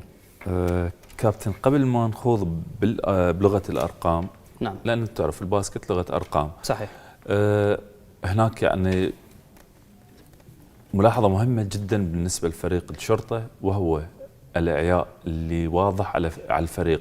أول شيء السفر، بالإضافة إلى قلة عدد اللاعبين الموجودين بالفريق اللي يلعبون، يعني انا اقصد بعض اللاعبين شباب يعني لا يمكن اشراكهم مثل هذه المباريات. هذا اثر بشكل كبير بغض النظر عن الامور الفنيه اللي لازم يعني نخلي الخطوط تحتها طبعا اكيد. نجي الى الارقام. بالنسبه للفريق النفط سجل من الانسايد 42 نقطه، تقريبا ضعف يعني 50% من الانسايد للشرطه. هناك تفوق بمعركه الانسايد اللي هي مسجل 26 نقطه. نعم، هذا يعني تفوق كامل واضح بالنسبه واضح. طيب، لانه اكو روتيشن بالاوفنس، اكو صار تنوع باللعب، مره فاست بريك، مره انسايد، مره 3 من الاوتسايد، تسجيل عده انواع قدروا يسجلون من عندها عكس فريق الشرطه. التسجيل من الفاست بريك 20 نقطه للشرطه، 22 لكن اللي العلامه الفارقه بالمباراه وهي الاهم الريباوند. جود ديفنس، جود ريباوند، تقدر تسجل. طيب. 50 للنفط الى 32. هناك معركه بالانسايد، تفوق كامل بالانسايد من ناحيه الريباوند ومن ناحيه الديفنس والاوفنس. تسجيل واضح من الانسايد 42 بالاضافه الى الشرطه 26. الريباوند 32 للشرطه، 50 للنفط. هذا تفوق كامل. 53 للنفط. العفو 53 للنفط. مثل ما نوهنا بالبدايه، ويجنز كان العلامه بالاضافه الى في اوقات ظهر اللاعب جيبسون بالفريق كان محتاجه جدا، لانه صار تنويع باللعب وصار ضغط على اللاعب ويجنز وعلى حاتم، قدروا يحدون من خطورته من الانسايد. ظهر اللاعب جيبسون سجل من الثري من الاوتسايد وقدر يحسم المباراه. طيب، خليني اذهب وياكم الى قاعه الشعب للالعاب الرياضيه مع الزميل احمد الهارف. احمد، حدثني ماذا لديك بعد المباراه التي انتهت لصالح فريق النفط على حساب فريق الشرطه؟ تفضل. مرحبا مرة أخرى عليك زميلي عهد، تحية طيبة لك ولضيوفك الكرام وأيضا لمشاهدي قناة العراقية السريانية. انتهت قبل قليل مباراة مثيرة وقوية وجميلة جدا، كانت بحضور جماهيري وأيضا بفعاليات أقامها اتحاد السلة. انتهى ديربي بغداد بين فريقي النفط والشرطة بفوز فريق النفط بفارق 11 نقطة. يعني مباراة جميلة أوفت بكل وعودها، سكور عالي كان من قبل اللاعبين. يعني الحديث أكثر عن تفاصيل هذه المباراة ينضم معي الكابتن خالد يحيى مدرب فريق النفط. كابتن، مرحبا بك قناة العراقية السريانية مرة أخرى. وسهلا، يا مرحبا، أهلا بك كابتن. يعني النصف الأول من المباراة كان يتقدم فريق الشرطة أكثر بالسكور، لكن بخبرة حضرتك وبخبرة اللاعبين عدتم مرة أخرى بالنصف الأول وأيضا بقي التقدم حاضر في الشوط الثاني. نعم، بسم الله الرحمن الرحيم. اولا طبعا امسي على الكباتن بالاستوديو، وامسي على الاخ استاذ عهد فالح. طبعا اقول هارد لك لفريق الشرطه. فريق الشرطه فريق محترم، ومبروك الى فريقنا فريق نادي النفط. اكيد هي هذه المباراه، انت بدايه المباراه تكون تدري بعض اللاعبين يعني يكون بمستواه، يكون بمؤدي مو مستقر. تبدي اني عندي حلول كمدرب، سحبت اكثر من لاعب على البنج وعدته عاد وضعه الطبيعي. بالاضافه الى صار عندي تغيير شويه بالسيستم، اعتمدنا على السيستم البرة على القارديه اللي كان اللاعبين المحترفين اللي كانوا في مستواهم الجيد اليوم. بالاضافه الى كرار كان جيد في هذه المباراه بعد عودته من الاصابه، طبق الواجبات الدفاعيه وكذلك الهجوميه. اكيد احنا عدنا للمباراه، ومن عندنا المباراة بقينا مستقرين فيها المباراة لا تنحسم، تدري كرة السلة بالفترة الأولى أو الثانية أو الثالثة. أنت كيف تحسم المباراة نهاية المباراة، بالذات الفترة الأخيرة. الحمد لله وشكر، الفترة الأخيرة استقر فريقنا، وتدري الفارق اللي وصل في الفترة الرابعة وصل إلى فارق 11 نقطة. فهذا استقرار الفريق والحمد لله وشكر. بقينا على نفس الدفاع مالنا، دفاع اللي كان دفاع المان تو مان، وسيطرنا بصراحة على الريباوند بعد ما عدت علي حاتم، لأن كان علي حاتم بالبداية عمل فاولين ورجع للملعب. طبعا سيطر على السلة بالريباوند، كذلك اللاعب المحترف هوجنز وكذلك محمد فالح. فصارت عندنا نسبة بالطول تحت السلة وسيطرنا على الريباوند، بالإضافة إلى اللعب السريع. وتوفقنا بالهجوم وتطبيق الواجبات السيستم الهجومي والدفاعي، والحمد لله وشكر انتهت المباراة لصالح فريق نادي النفط. كابتن هذا فيما يخص تكتيك المباراة، لكن بشكل عام فوز مهم على فريق الشرطة، يعني باستطاعة فريق النفط الآن لعب المباريات القادمة بكل ثقة حتى تعود الصدارة إلى فريق النفط. نعم اكيد احنا في هذا الفوز خرجنا عن الحسابات كلها، كانت اكو حسابات معقده بصراحه بين النفط والشرطه والكرخ على المركز الوصيف. اكيد هسه احنا صرنا في المركز الوصيف، راح نتلاقى مع الفريق السابع وهو فريق زاخو. احنا متفوقين عليه مباراتين، راح تكون بالمثمن مباراه واحده فقط، تاهلنا الى المربع.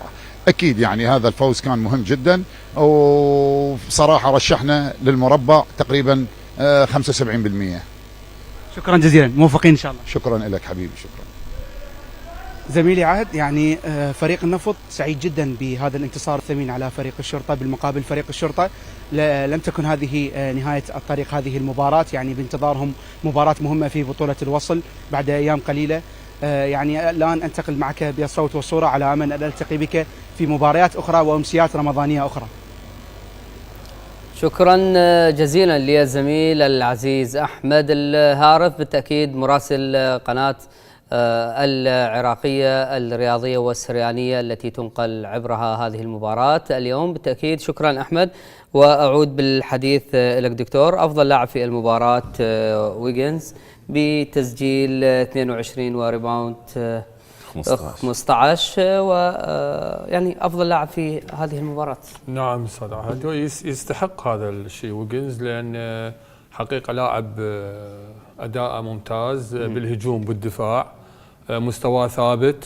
نعم، يعني الدوري السابق وهذا الدوري. لاعب هادئ جدا، يطبق واجبات يلعب مع الفريق، فأعتقد يستحق هذا الشيء. وأيضا هو يعني أعتقد كان بنفس المستوى أو أقل اللاعب علي حاتم، كان يعني دوره جدا مهم اليوم بالمباراة وحسمها لصالح النفط. بقت فعلا مثل ما تحدث المدرب انه هاي المباراة يعني عادت الحسابات ورجعت فريق النفط للمركز الثاني. نعم، وانا باعتقادي انه النفط رجع ينافس على الدوري يعني بصورة كبيرة، خاصة وانه هو غالب الدفاع. نعم، الجوي اذا كان الدفاع ينافس، وغلب الشرطة اذا كان الشرطة، وايضا عنده فوز على فريق الكرخ اذا كان الكرخ ينافس، فرجع بقوة ينافس على الدوري. طيب كابتن علي، عندي دقيقة وأختم. هل استحق فريق الشرطة هذه الخسارة؟ وبرأيك ما هي الأسباب التي دعت الفريق أن يتقدم بداية؟ ومن ثم أنا ممكن أن ما أنطي رأيي لأنه أنا مقدم للاستوديو التحليلي، لكن برأيي المتواضع لو لم يخرج حسان بالكوارتر الأول واستطاع أن يبقى بالكوارتر الأول والثاني، للنقاط التي سجلها لكانت قد أسعفته اليوم في نهاية المباراة. أكيد حسان لاعب مهم جدا بالفريق، فريق الشرطة، ولاعب هداف، وكان بيومه يعني لعب وقت أقل من الفول تايم وسجل، قدر يسجل 26 نقطة. لو كان موجود يعني ما أعرف، يعني هاي تبقى رأي أعلى تسجيل لفريق الشرطة أكيد بالمباراة 26 نقطة وما لعب بمعدل 31 دقيقة، يعني كانت انعطافة بالمباراة. لكن هاي إدارة المدرب ما أعرف يعني رأيي الخاص، لكن أنا يعني لو الخيار إلي أكيد ما راح أختار هذا الخيار، أو ما أعرف يعني هو بعد إلى رأي ثاني، قناعة خاصة طيب. أو رؤية إليه هو. بالنسبة للاستحقاق أنا ما أتصور يعني فريق يستحق يخسر، لأنه فريق الشرطة فريق جيد، لكن لم والإجهاد يعني أكيد يعني الفريق مجهد بسبب بطولة وصل، وعنده يوم الأربعاء راح تكون هم أيضا مباراة. طيب كنت أتمنى أن يكون الحديث والوقت أكثر لنتحدث بتفاصيل كثيرة جدا عن هذه المباراة التي انتهت لصالح فريق النفط. ألف مبروك لفريق النفط وهارد لك لفريق الشرطة. بالتأكيد نتمنى أن وفقنا وإياكم في الاستوديو التحليلي لهذه المباراة. وفي الختام دعوني أقدم شكري وتقديري للدكتور حيدر لتواجدك معي في الاستوديو التحليلي. شكرا أستاذ عهد، شكرا جزيلا. وأيضا كل الشكر والتقدير للكابتن علي فرحان لحضورك وتواجدك معي في الاستوديو التحليلي. شكرا جزيلا. شكرا. والشكر موصول لكم سادة الكرام التأكيد لمشاهدة ومتابعة هذه المباراة التي جمعت فريق الشرطة مع النفط وانتهت لصالح فريق النفط. مبروك للنفط وهارد لك لفريق الشرطة، وإلى استوديوهات تحليلية أخرى، إلى اللقاء.